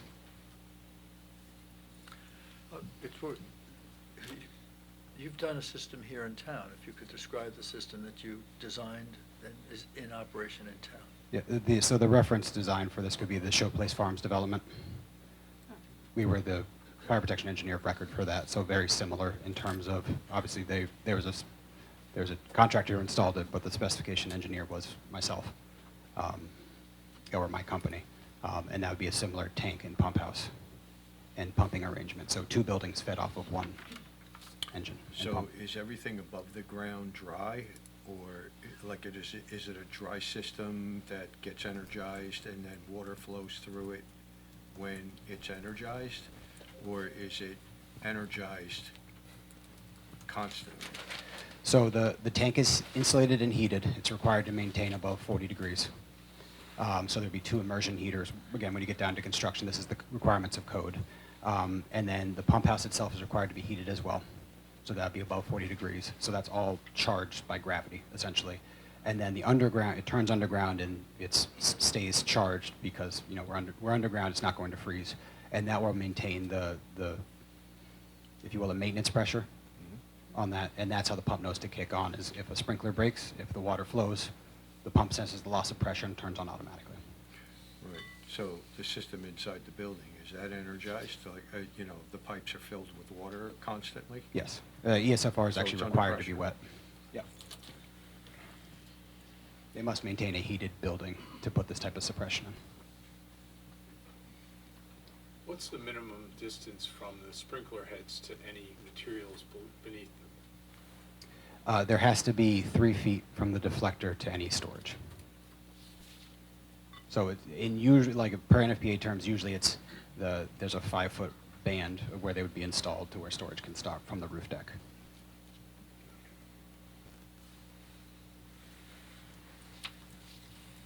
Do we know what this tank looks like yet? So conceptually, I mean, I'll reference back to Showplace Farms. It is a steel welded tank with fiberglass insulation and cladding, you know, with chosen color. The diameter and height, I don't remember the exact specifics for it. It is lower than the surrounding buildings. And the buildings are 40 feet tall. How high is this one? Again, it depends on the final, but it's less than the surrounding Less buildings. than 40. Yes. We don't know what color yet. We match the building somehow? Picking the color of these tanks has become such a We challenge. had problem with that before, Oh, remember understood. that? I don't specify that. I know there are standard paint chips. You can paint it any color. It's part of the construction process for it. So. We had a couple issues with the other tanks, so. Yeah, I think we found that choosing a color that was similar to the building was the best way to disguise it. Correct. Not painting it blue and white, as somebody might have suggested once before. Can you just identify on that where it's located in relation to the Sure. buildings? So, fire water storage tank and pump house are here, which is outside the collapse zone of the warehouse. It's between the 2 buildings. Between Yep, the two. between the 2. Hard to see it. So it will maybe be seen from Millstone Road. If you park your car, you can see Yeah, it. but it's not like right on the road frontage, but. Correct. It's not on the road frontage. I can't speak to whether it can be seen or not. Again, How- that goes into the painting discussion. so. Painting does help. Yep. How tall is that? Yeah, so it sits above the ground. Yep. How tall is that with the apparatus on top completely from the ground up? So the pumping equipment, the pump house is mated to the side. It is essentially, if you will, just a steel, not quite a dome, right? It's because it's rigid size. It's a cylinder, but it sits directly on the ground. So again, the final dimensions are to the specification, and if there's a height limitation, it can be met because it is field fabricated. What is the specification for this application? What is the height specification for what's being proposed here?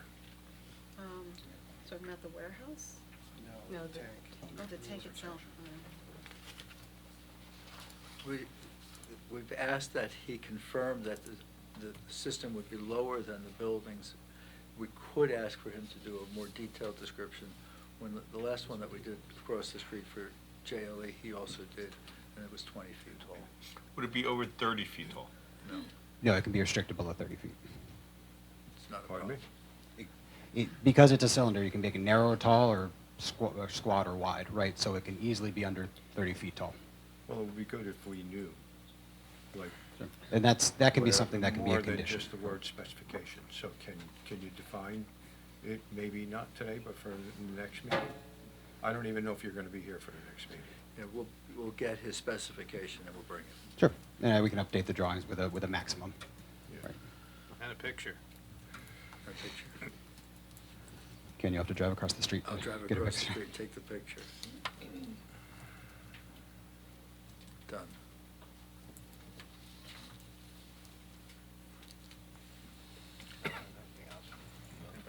Mr. Chair, I recommend, if the board has no further questions, a gentleman did fly in from Ohio. Yeah. So what, if it might be appropriate, members of the public, generally, we have witnesses testifying at the end of the hearing, or sometimes at the end of the meeting, an opportunity to ask questions of the witness. And instead of having come back at the next meeting, we're going to open it up to the public, if that's okay, Mr. Chairman. And your questions are solely related to this witness and the fire suppression that he testified.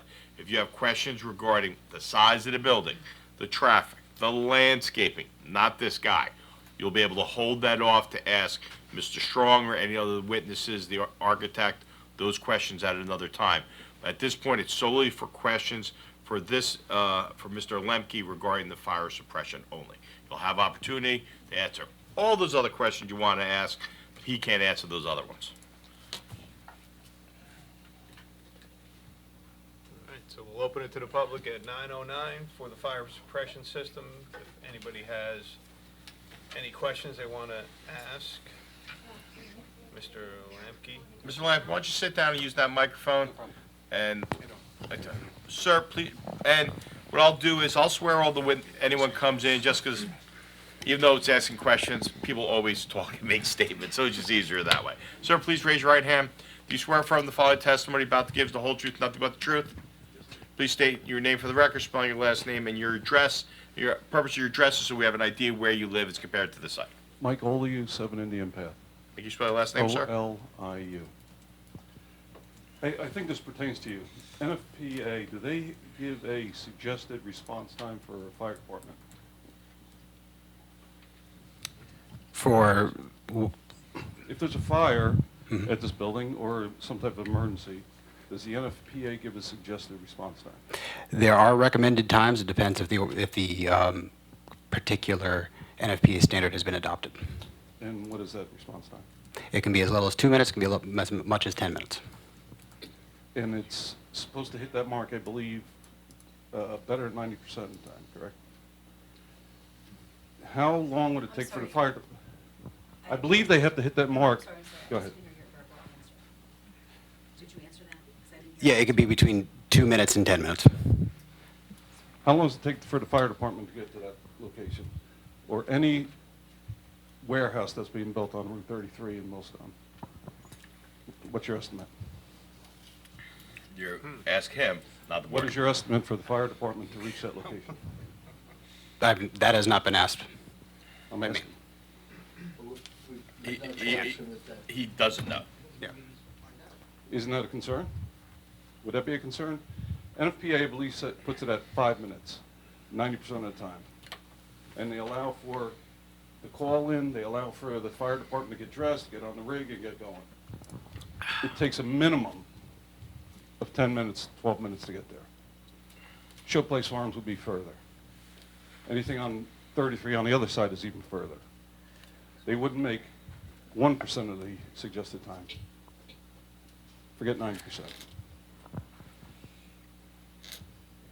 Okay, do you have any further questions for him? The pond,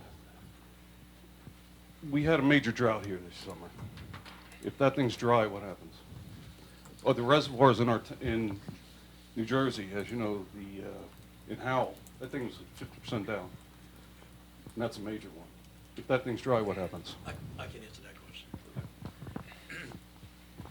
question. The pond will have a well that will be attached to it with a float-activated valve, so that if the water drops below a certain level, several inches, 6 inches, say, of the normal permanent pool, it would turn on and fill the water up again. Okay, thank you.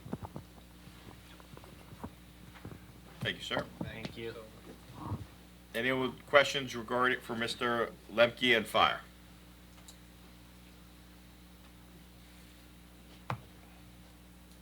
Okay. Thank you. All right, 9:12, we're gonna close it to the public on the fire suppression system only. Okay, Mr. Lemke, you, unless council has any more questions of him, if he can leave, he can get back on his plane, he doesn't have to come back. Much appreciated. Thank you very much. Thank you. So just for the record, direct testimony. The direct testimony by the applicant of his professional witness was concluded. The board and the board professionals took the opportunity to cross-examine the witness. The public was opened, and the public was allowed to cross-examine this witness. And the public portion with regard to this witness is closed. With that understanding, I'm going to tell Mr. Lampe, you're welcome to drive to Philadelphia and make arrangements to go back to Ohio. Thank you. Thank you. We have one last witness. Do you need a break? Take a 5-minute break. You wanna take? Yeah. 5? And then we'll, Yeah, let's give Angela a break. Steve, if you want to get set up. All right, we're gonna take a quick 5-minute break so our court reporter's fingers don't fall off.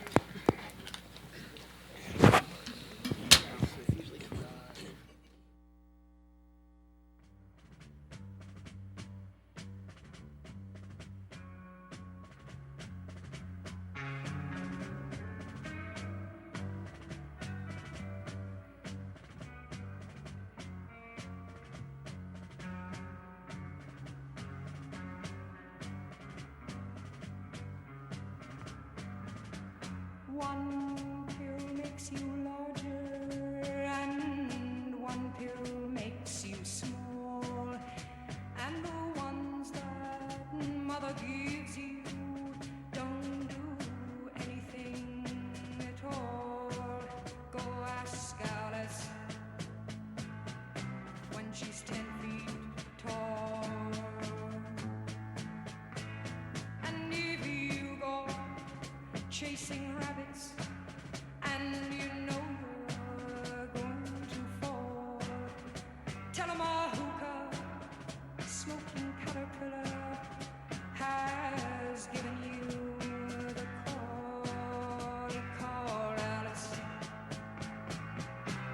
when she was just small. When the man on the chessboard get up and tell you where to go, and you just had some kind of mushroom, and your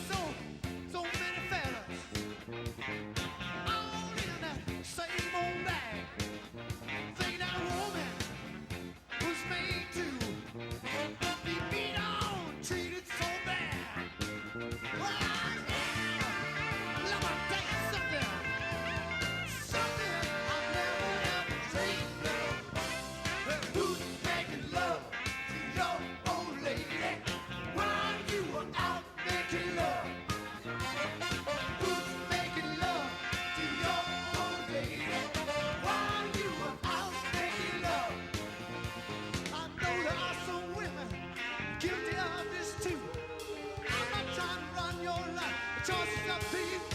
Hey, you.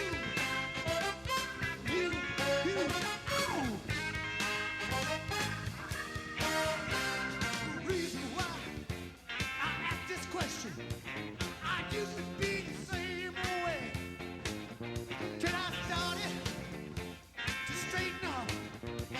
I thought it was a bit too late. That's when it all started. Something I never ever dreamed of. Somebody was loving my old lady while I was out making love. Somebody was loving my old lady while I was out making love.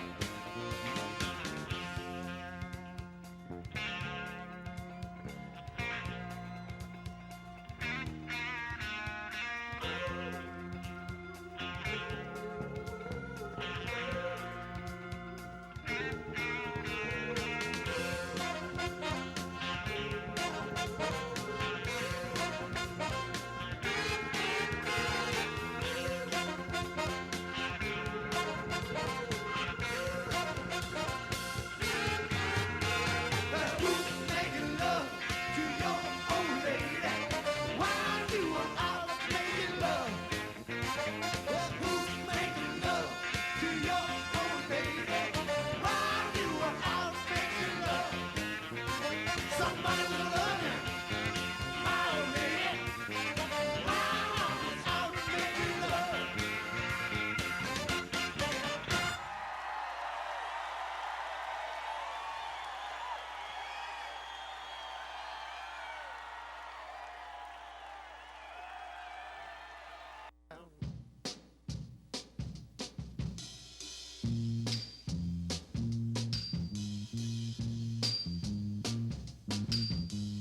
Working in a coal mine, going down, down, down. Working in a coal mine, whoop, about to slip down. Working in a coal mine, going down, down, down. Working in a coal mine, whoop, about to slip down. 5 o'clock in the morning, I'm already up and gone.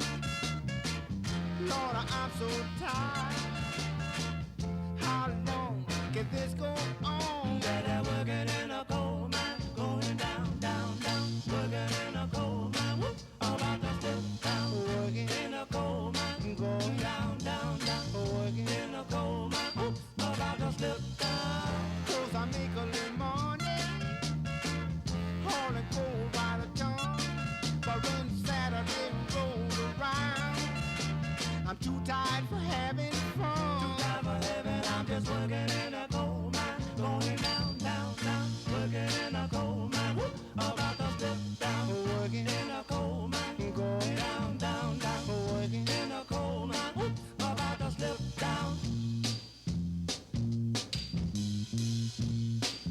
Lord, I'm so tired. How long can this go on? That working in a coal mine, going down, down, down. Working in a coal mine, whoop, about to slip down. Working in a coal mine, going down, down, down. Working in a coal mine, whoop, about to slip down. 5 o'clock in the morning, I'm already up and gone. Lord, I'm so tired.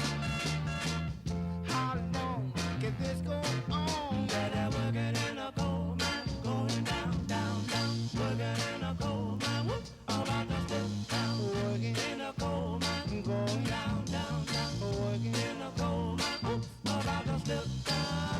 'Cause I make a little money, hauling coal by the ton. But when Saturday rolls around, I'm too tired for having fun. Too tired for having, I'm just working in a coal mine, going down, down, down. Working in a coal mine, whoop, about to slip down. Working in a coal mine, going down, down, down. Working in a coal mine, whoop, about to slip down. Lord, I'm so tired.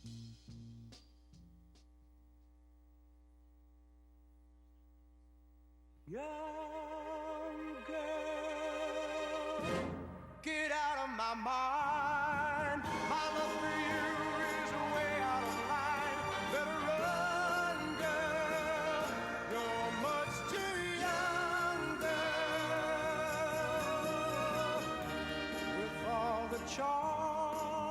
of a woman. You've kept the secret of your youth. You led me to believe you're old enough to give me love, and now it hurts to know the truth. Whoa, young girl, get out of my mind. My love for you is way out of line. Better run, girl. You're much too young, girl. Beneath your perfume and makeup, you're just a baby in disguise. And though you know that it's wrong to be alone with me, that come on look is in your eyes. Whoa, young girl, get out of my mind. My love for you is way out of line. Better run, girl. You're much too young,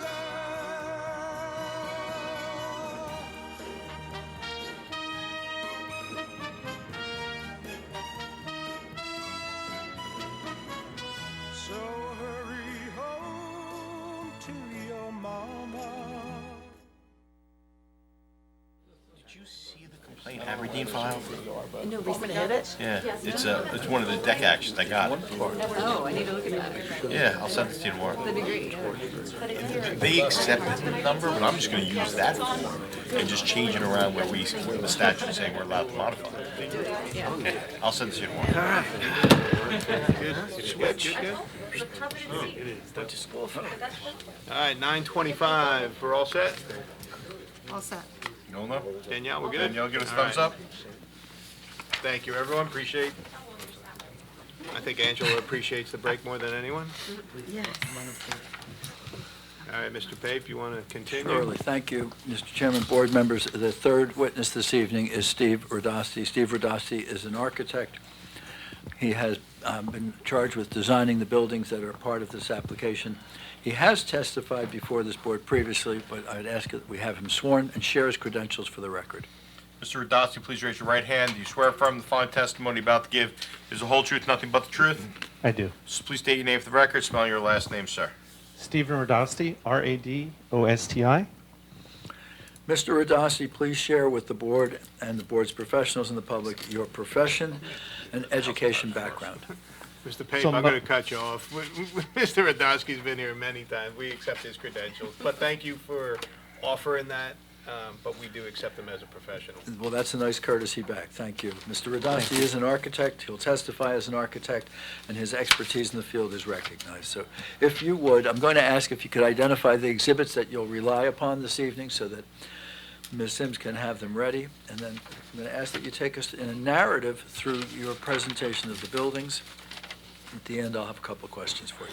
So I have four drawings. They're both, all four drawings are listed under Exhibit A32. They're all dated 12/20/24. Sheet SK-A1 is the proposed plan of Building A. SK-A2 is the proposed elevations of Building A.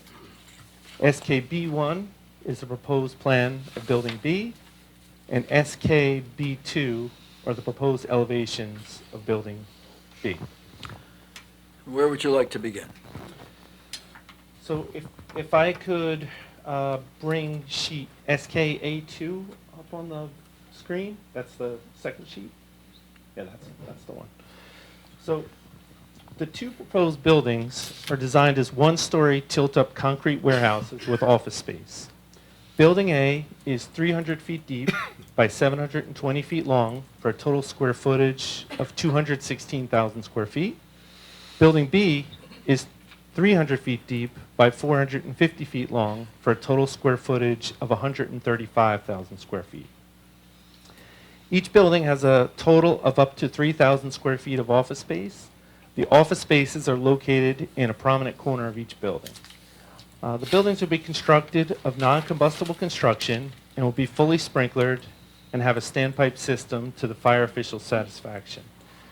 This will require a water tower and a pump house located on the site between buildings A and B. The tower and pump house are designed by the client's fire engineer, Dan Lemke, who previously testified. The peak of the roof for both buildings would be 40 feet tall, as per the township definition for building height. The roof peak will be located in the center of the buildings and will pitch down towards the two longer elevations of the buildings.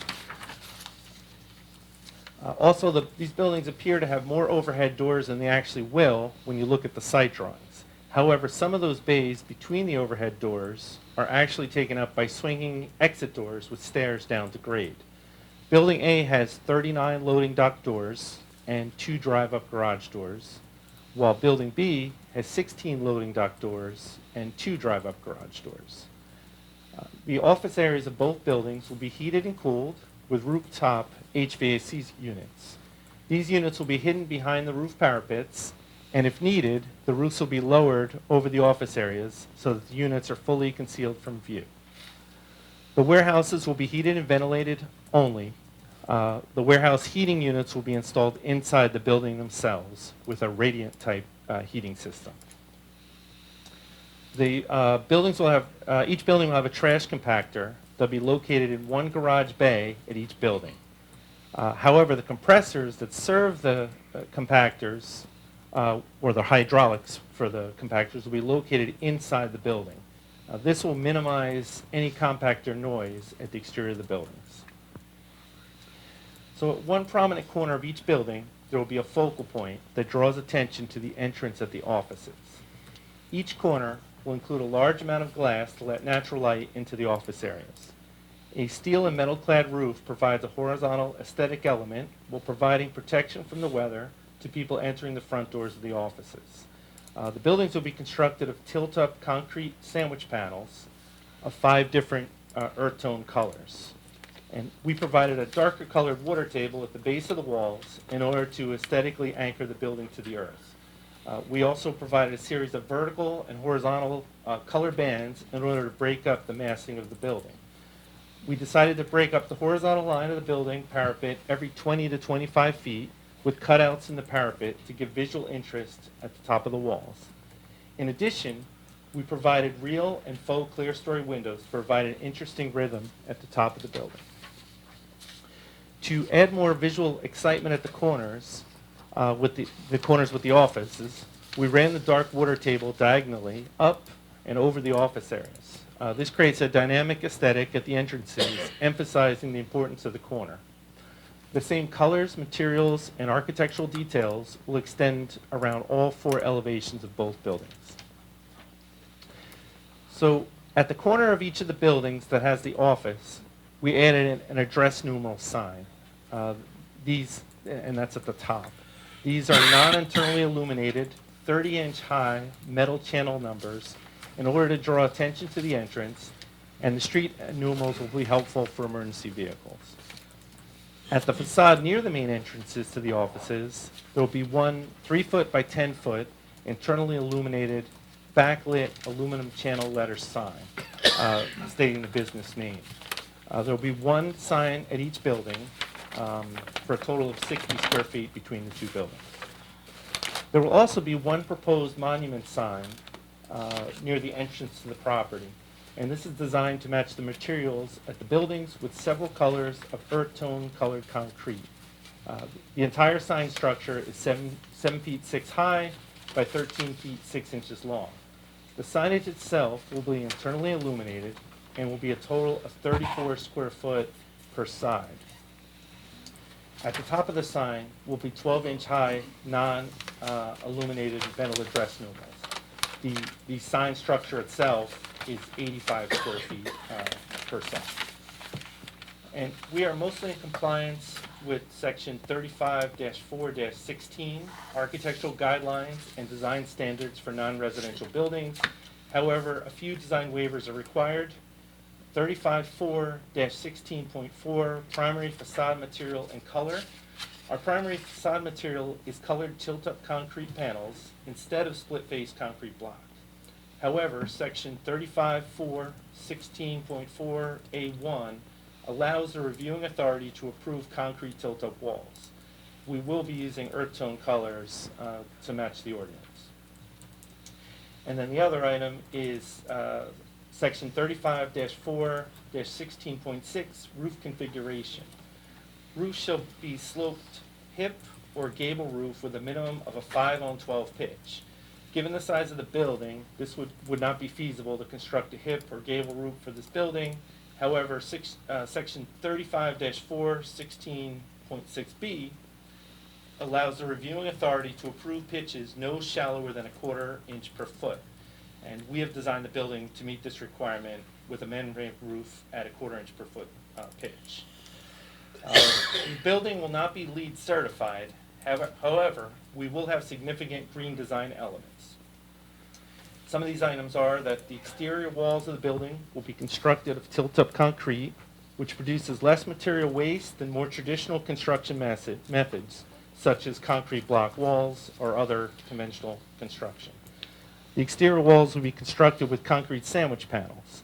The panels include an inner core of continuous insulation, which has little to no thermal bridging, which is common in insulation of other types of construction, creating a more energy-efficient building envelope. The building will utilize several construction materials that would be produced within a 500-mile radius of the site. This will reduce effects on the environment from excessive construction material transportation. And we'll be using recycled materials, will be utilized in the construction. We'll also have low-E thermally broken glazing, will be utilized to reduce heat gain and energy loss. We'll have energy-efficient HVAC units. We'll also have energy-efficient LED lighting. And we will have occupancy sensors will be utilized to control the interior lighting. We also have a high R-value insulated doors. And the seals were provided at the loading dock doors to reduce loss of conditioned air. The roof will be designed to support future solar panels, and we do this by increasing the loading on the roof when the structural system is designed. The roofing membrane will be a cool color in order to lessen solar heat gain in the building. Perhaps if you could approach the exhibit and just point out some of the elements that you've described. You described a water table, you described where you had the diagonal going over the door, the metal canopy at the main entrance. If you just point those elements out on the exhibit. Sure. So at the base of the walls, we would have a dark colored water table that kind of runs along the base and then follows up this diagonal, which kind of emphasize the entrance in the corner where the offices are. We'd also have these series of vertical elements and horizontal elements, breaking up the facade and adding some visual interest. So at the top of the wall here, we have cutouts. The cutouts go up and down to create some interest, and we have this dark colored base which goes up, around, and it kind of brings your eye along it. It makes it a more interesting project. We also have some clear story windows in some of these intersections up high. Clear story windows are windows that are up high that allow some natural light into the building itself. We have these, and at the front entrance, we have a large amount of glass. We have a horizontal roof, metal roof that wraps around the corner. The other one's cut off up here, I believe. There's one more elevation. Or maybe it's on the bottom. It's on the bottom. Sorry. So it wraps around the corner, and it comes around the corner here. So the whole corner has this roof that wraps around and connects with this diagonal element. At the north elevation, we have a series of overhead doors. Every so many doors, we have a man door with stairs that go down to grade, which are for egress purposes. We continue the same materials and colors through all the elevations, so it wraps around all 4 building elevations, so there's no backside of the building, all the buildings are equally detailed. And Steve, you just took us through this building, and there are two buildings. Would you confirm that the architectural treatments on both buildings are the same? Yes, the colors, details, and treatments are the same. It's slightly different just because it's a slightly different size building, but it's the same details, same colors, same design in general. You've designed the monument sign that Mr. Strong located on the site plan. Could you show us the monument sign and take us through that? Yes, I could. Could I scroll down just a... Oops, I'm sorry, up, I guess. It's in the top corner of the screen. Yeah, there it is. So the monument sign takes on the same... Oops. Oh, there it is. So the monument sign takes on the same design, colors, materials, and elements of the building. We have this diagonal design. It's anchored to the ground. It comes up at a similar angle and goes across. At the top corner of the sign, we have a 12-inch high street numeral showing the street address. They're non-internally illuminated. In the center, we have an internally illuminated sign box. That's 34 square feet. We would also have colored concrete or a stucco finish to match the building. So it would be all the same colors, materials, so it all looks like it's part of a unified whole in the design. Do you have anything further? I don't believe that I do. Okay. I have no further examination of Mr. Radasti, and he is now available to the board and the board's professionals. Okay, thank you, Mr. Fay. I do have a quick question for you. Yes.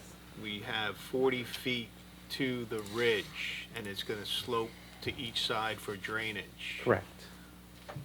Where your cutouts are, is that where your drainage downspouts are going to be, or is that going to be internal? Not necessarily where they're going to be. They're probably going to be internal. Okay.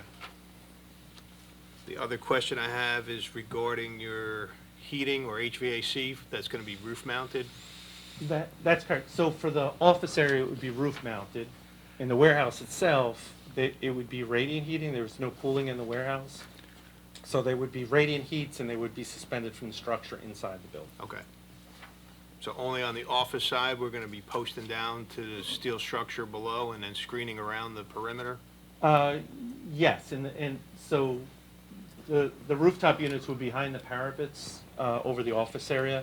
And if for some reason we need additional space, we would lower the roof deck height in those areas if we need it to conceal the So units. approximately, what do you anticipate the screening to be height-wise above that 40 feet? What's the height of your parapet? So the parapet height, I guess, varies throughout. I guess we are at 40 feet in the center. The building, parapets are going to be pretty high. I can't do any math quick math right now, but you figure if it's a 1/4 inch per foot and we're going, what's our full depth here? Danielle, on that west elevation, there's an elevation marker. Could you zoom in on that on detail 3 on the west? 38 max. Yeah, that dimension is measuring from the finished floor to the roof. So it should be 40 from the minimum definition of height, which is, I couldn't give you the exact quote of what the definition is because it's about 5 sentences long. That's fine. But The office elements, so the height of the building is important for the warehouse element. The height of the building is not important for the office elements. It's a one-story office. So there's the opportunity to drop that behind the parapet, to drop it down quite a distance. You could drop it down 10 feet, because the height over the office is not important. My statement's accurate, Steve? that is correct. So the parapet on the end is probably going to be 4 to 6 feet in height at the ends. However, if we need additional height, which we may, we could, height of the parapet is what I'm saying. we could drop the roof over the office area, because we don't need all that height at the roof area. At the office area, excuse me. So the center point, because the roof height is 40 feet, does the parapet extend beyond that 40 feet, or is it really flush with the roof at that highest part? For the most part, it's flush with the highest point. This piece might go up just a little bit The more. accent piece, yeah. But for the most part, that's probably going to be flush with it, and this might go up just a little more. We're doing that just to add some visual interest and not have a straight line across. What is a little more? That's approximately 2 feet. So 42 feet on the to the top of Right, that. for the parapet, yes. Is there building lighting mounted on the southern side at all? So there is building mounted lights, I believe at 20 feet height. 'Cause I know there's doors that way, I'm assuming for emergency exit, so is there anything more than emergency lighting, or is that, I'm thinking in terms on of these sides. potential glare with the neighbors?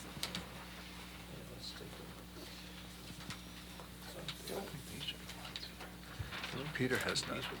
Peter has, yeah, I don't have any additional lighting there, and I'm looking at Peter's plan, and he doesn't either, so no, there's no lights. Okay.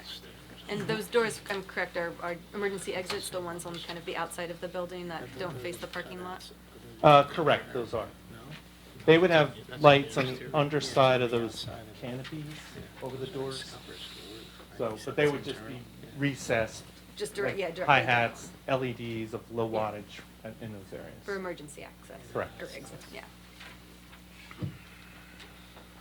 Is there, I feel like we've talked about this at planning board applications, but the material design that you use for this, is it rated to store certain materials? Are certain materials not permitted to be stored within this building? So the building would be designed as an S, according to the building code, S1, which is moderate hazard storage, which is a typical warehouse that could store something that is combustible. So a typical S1 use might have a wood product, cardboard product, something along those lines. And S2 is something that's non-combustible, like metal or gypsum or something like that. Our intention is that this would be designed to have S1 or S2, no hazardous materials. It's not a hazardous. There'd be no H uses. Okay. Oh, so back to the question. The exterior walls, being tilt-up concrete construction, would be 3-hour fire rated as far as the building code is concerned. The offices, so the walls are 35 feet high? No. So that's the reason that we could lower the roof Because I've had in the some office area. warehouses where on top of the office, they warehouse, sometimes they add more offices. Right, Just- like a mezzanine, right. So, yeah, so what's the plan here? Drop a ceiling all the way? So the plan was we were going to drop the roof in that area because it would help us. So what are we doing on top of the office? Anything? Nothing. Well, no, then we would just drop the roof and that would be the HVAC units. So it would be mechanical. So it's not additional warehousing or? We're not looking for that.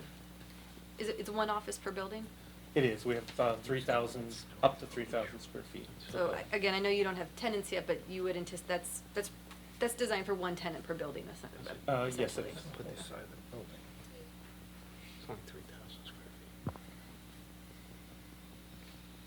Well, when you designed it, okay, you designed it at knowing that our ordinance permits max height at 30 feet. You designed it at 40 feet. Go to the board, why from an architectural standpoint, you designed it at 40 feet as compared to 30 feet? And what does the practical effect of the extra 10 feet do internally with respect to additional storage areas, square footage of the like, and if you can answer those questions. Yeah, so the top, if it's a 30-foot building,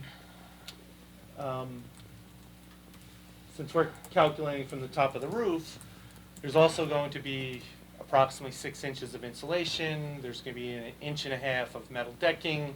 There's going to be 2 to 3 feet of open web joists. The sprinklers will be located in there. There'll be some space between the sprinklers and where the top of the storage could be. By the time you add up all those items, you're losing, approximately six feet or so from the building, maybe more of where there could be storage. So if you had and then the roof slopes down. So it's at the lower areas, we're sloping down about 3 feet on each ends. So if you had a 30-foot building, and you lose 6 feet in the center, and you lose another 3 for sloping, you're losing 9 feet, you're down to 21 feet of storage. So, market rate, to get a market rate building, you really do want something taller so that you could fit more storage in, because once you're just talking about 20-something feet of storage, it's not so practical anymore. When you say not so practical, what do you mean by that? Is it not practical to build? Is it a financial situation? Is it value? Well, I guess its value is less. If I may, from an architect's position, he can answer these questions, but the questions that you have, I just said his words he used. And from the planner's perspective and operations testimony, we can talk about why we've asked this board to allow the building to go to 40 feet. Okay, so, but then the question then becomes it's obvious that the additional 10 feet is to provide the applicant with an additional 10 feet. Well, let's say additional, hold on, it says some buildings here. 216, the building A, an additional 216,000 square feet by 10 feet of storage space. And the other building, an extra 135,000 square feet times of 10-foot storage space. Right? That's kind of... Except you got to carve out the 3,000 square foot of office, but close enough for government work. Exactly. Grenades and everything else. So that's essentially what the extra 10 feet was. It provides, and I don't know if you know this as an architect, maybe it's a better question. When you're storing stuff in a warehouse like this, maybe it depends on the material. Do you say, okay, our first level storage is 5 feet, is it 10 feet? Then second level is from 5 feet to 10 feet or 10 feet to 20 feet. Right, so pallets are typically, for different products, are different sizes, but typically you want increments of the pallets. So, right, there's you want it you want it so you have enough increments of the pallets that it's feasible, where you're not cutting off like a whole nother 5 feet for a whole nother pallet, basically. Okay, so how many pallets is this designed for? In height, If there's an average pallet size, it doesn't have to be exact. yeah, average pallet size is about 5 feet. So maybe you get an additional 2 levels of pallets. Correct. So essentially, the square footage comes into play, but ultimately, we're looking at increasing the cubic footage of storage of 30%. material inside the structure. Correct. So having a single pitch roof, we lose, if we lose a 1/4 inch per foot every time the roof, for every foot you lose a 1/4 inch, which ends up being about 3 feet on both sides. So we lose, 3 feet in height just for the roof pitch, not to mention the structure. So, based on the depth of the building, we do lose some storage height. So you designed this building based on some market analysis of what other buildings, other warehouses provide the occupants with, meaning they expect 1 million cubic feet, for example, of warehouse space. who did you design this for? It sounds like it's a spec building, like you are trying to reach a particular customer or a particular market that needs X number of cubic feet. Who is that?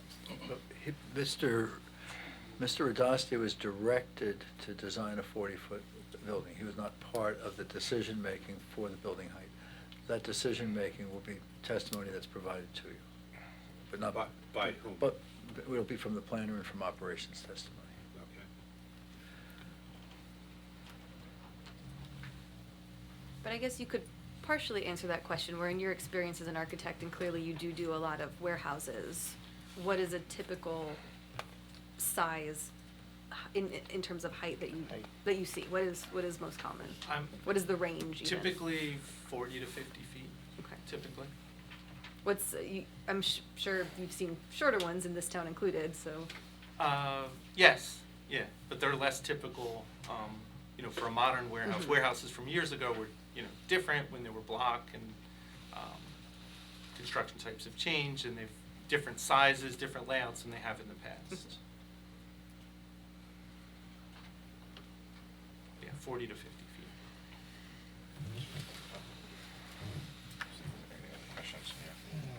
Any other questions? No, they were answered.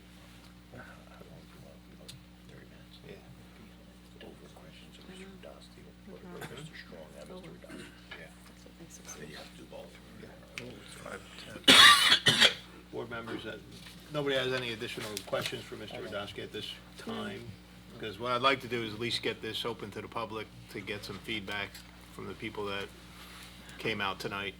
So it'll be questions for Mr. Radonsky and Mr. Strong.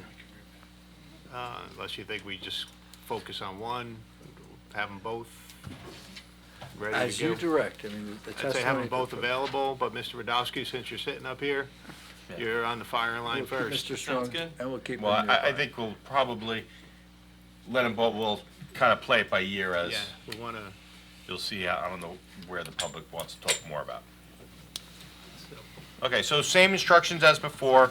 I'll swear you in, give us your address, and then you'll have opportunity, questions only at this point, of Mr. Radasti or Mr. Strong for any testimony. We're only doing this for about a half hour. Doesn't mean that if you don't get heard tonight, you're not going to be heard. We got a half hour.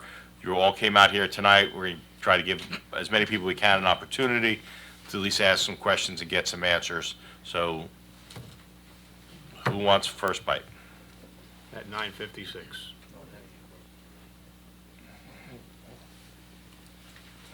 Okay. Sir, there you go. Jumped in the pool first. Please raise your right hand. Yep. Do you swear affirm the following testimony about to give is the whole truth, nothing but the truth? I did. Please state your name for the record, spelling your last name, sir. Izzy Tula, T-U-L-A. I live at 51 Millstone Road. There you go. And it's good that they made the statement about the viability, so I kind of knew that that was coming. Because it's not viable based on the current zoning application, so. First question I had was for the designer, I guess, Peter. This design was based on a certain peak volume of truck traffic, daily traffic. What is that number? That's going to be a traffic guy. The next witness. So there's John Ray's going to come in.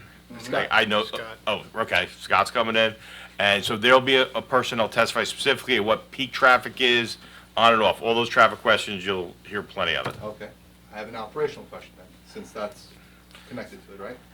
So there's always a key metric here for, a distribution facility efficiency.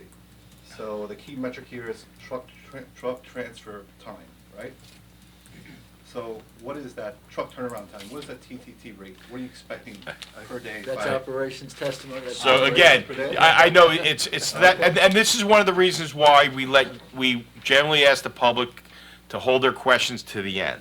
So then, all your questions can be answered because we've heard testimony from everything. So we're trying to give everyone an opportunity. They're not done with their case. They still haven't presented their operational, their planner, their traffic. So that's why we usually let them at the end, so you can ask any questions and they have to answer it.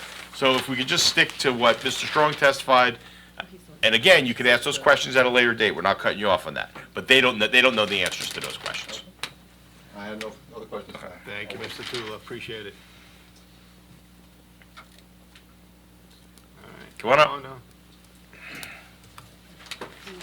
Sir, please raise your right hand. Do you swear affirm the following testimony about to give the whole truth, nothing but the truth? Yes, sir. Please state your name for the record, spell your last name, and give us your address, please. Scott Boland, B-O-L-A-N-D, 302 Windcrest Court, Millstone Township, New Jersey. I have one thing really disturbed me just a second ago.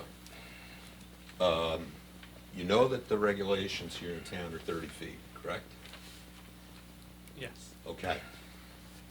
The attorney said, well, he was told to build it at 40 feet, to design something at 40 feet. You knew what the rules were, the attorney knew what the rules were, yet they said, well, go ahead, build it at 40 feet anyway. And I guess we'll roll the dice and see what the board says. Who does that? It's not a matter of rolling the dice, and it's not building it, it's designing it and presenting it to the board. The board's a board of adjustment, and they have the power to hear the arguments that support that. It's up to the board to decide what the height of the building is, but the applicant has the right to request something greater than what the ordinance states. So you figure you roll the dice, basically. I don't call it rolling the dice. We come in here, we try to earn an approval. They by have, providing applicant has the right to make these applications. I understand that. And But if then- you know what the rules are, which everybody lives by the rules usually, and to tell the man 30 feet is the limit, everybody knows 30 feet is the limit, but throw 40 feet. 42. Oh, I'm sorry, you're right, 42.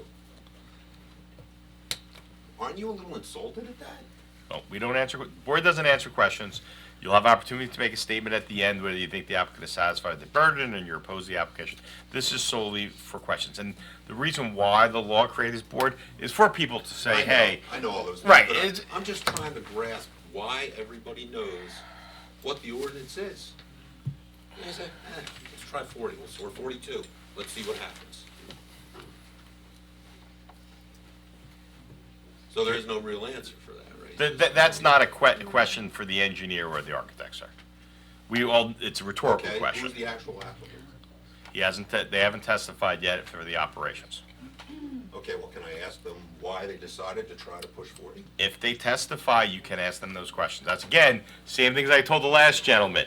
This is solely for questions of the people that testify. That's why we try to hold this off to the end, but it's clearly not working by having people come up now because we're going sideways. But if you just, to those questions, board gets your point. Yes, okay. Does this conform to the township's master plan? That's for the planner who's going to testify. I understand that, Yeah. but actually, no, when the architect is told what they want, the architect doesn't have to look at the master plan and. He's an architect. No. And let them know that actually this doesn't comply. If I can step in quickly, so I'm the board planner. And so part of what I do is interpret the Right. ordinance to help them out. So every applicant that comes before this board is not meeting a section of the ordinance. Yes, So they're looking for a change. They're looking for a change, right? Sometimes it's a hardship. Sorry. Other times, sometimes it's a hardship. Other times, which I think what they're going to prove is that this is the better alternative than what the ordinance allows. That's their burden in this board's opportunity to Yes, review they that. have to provide the proof Right. as to why they should. So it really isn't, it's all listed in the land use law, but the architect really, any architect that comes before is not required to interpret the ordinance in that way or the He's master just plan. designing a building that he was told to. Right, so your questions are fair and they will be answered, but it is not really the architect's role to answer it. So totally fair questions will be addressed in I was March. just curious as to Yeah. whether he knew what the regulations were. He definitely knows the ordinance and he knows what the standards are, I can tell you that, yeah. Okay, that's gonna be it for now, thank you. Thank you, Mr. Boland. All right, anybody else? Come on down. Come on up. Y'all came out on this cold, chilly night. Come on up. Sir, please raise your right hand. Do you swear affirm the following testimony about to give is the whole truth, nothing but the truth? Yes. Please state your name for the record, spell your last name, because true. 7 Well, Nathaniel, we- I'm so sorry. Brian Moran, M-O-R-A-N, 7 Nathaniel Drive. My question is about the wild flowers you're gonna plant, you say. What is the purpose of that? Oh, I'm sorry. The question is, what's the purpose of planting the wildflowers?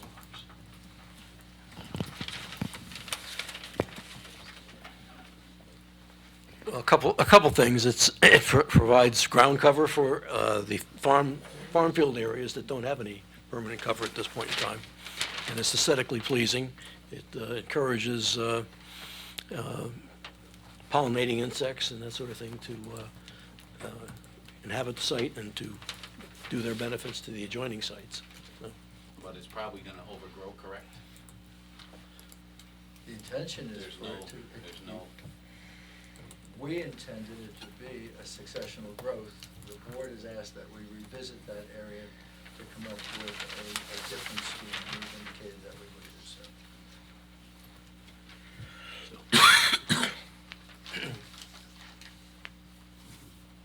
we're going to visit that some more, I guess. it's gonna be unsightly. We gotta look at it. It's in our backyards. Creates a headache for everyone that lives on the thing. Unsightly is to one person, is not unsightly to another, you know? Okay. Do you live there? No. Do you want it in your property? I'm asking you questions. Would you? I don't know. No, you probably wouldn't. That's why I'm saying, because I don't want it in mine. And anybody here tell me, do they want it in theirs? Think about Yeah, it. okay. That's what I'm asking. Thank you, Mr. Moon. Okay, I got other stuff, but I'll get to that. Thank you. Okay. Anybody else have a question for our architect or our engineer? Come on up. Hello, Ryan Walker, 11 Nope, Pine so Road. please raise your right hand. Do you swear affirm the following testimony about to give is the whole truth, nothing but the truth? I do. Please state your name for the record, spelling your last name, and give us your address, sir. Ryan Walker, W-A-L-K-E-R, 11 Pine Hill Road, Millstone Township. I just, one clarification question. That water pond thing,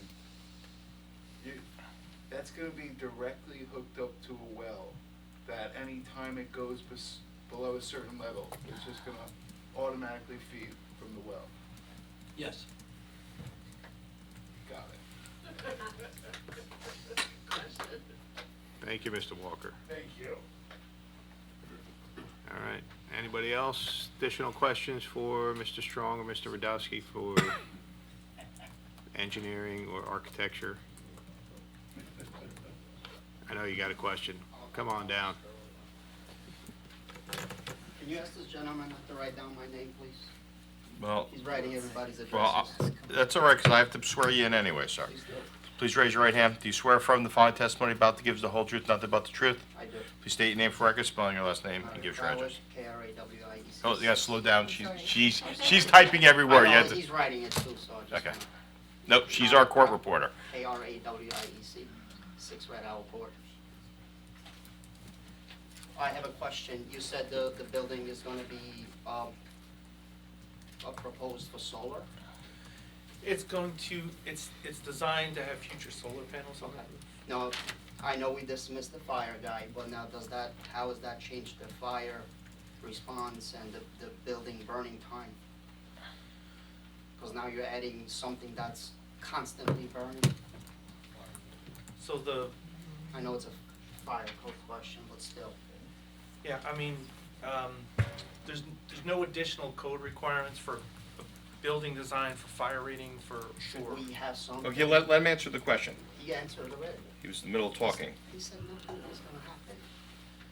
So, so the building code doesn't require any additional fire rating requirements for the shell of the building. The walls of the building will be 3-hour fire rated. You know, it's not typical practice to have additional fire rating for rooftop solar panels. Building will be designed for an increased structure, so if solar panels are added in the future, that it's pre-designed for it so that they can support those panels. Right, but if the building catches on fire, that has nothing to do with you, right? I mean, it's probably the gentleman that left, the fire guy. Probably. Assuming, probably, which we yeah. dismissed them, but the question came up. I mean, a fire suppression question would be for him. Right. And then just so clear, there's an application that does not have solar panels. If, let's theoretically, I understand, but it's not part of this plan. Let's assume that they get an approval and build everything. Then they say, hey, I want solar panels. They'll have to go back to the zoning board or the planning board for approval to probably then address those issues. But this board doesn't need to go down that road because it's not part of this application. They're building it to potentially put it up there, but that's not part of this application. They would need different approvals down the road. The applicant is asked through the approval process if the building will be built structurally to handle the extra weight of solar. So that's the reason why the building is built that way. Robert, appreciate it. All right, thank you. Thank you.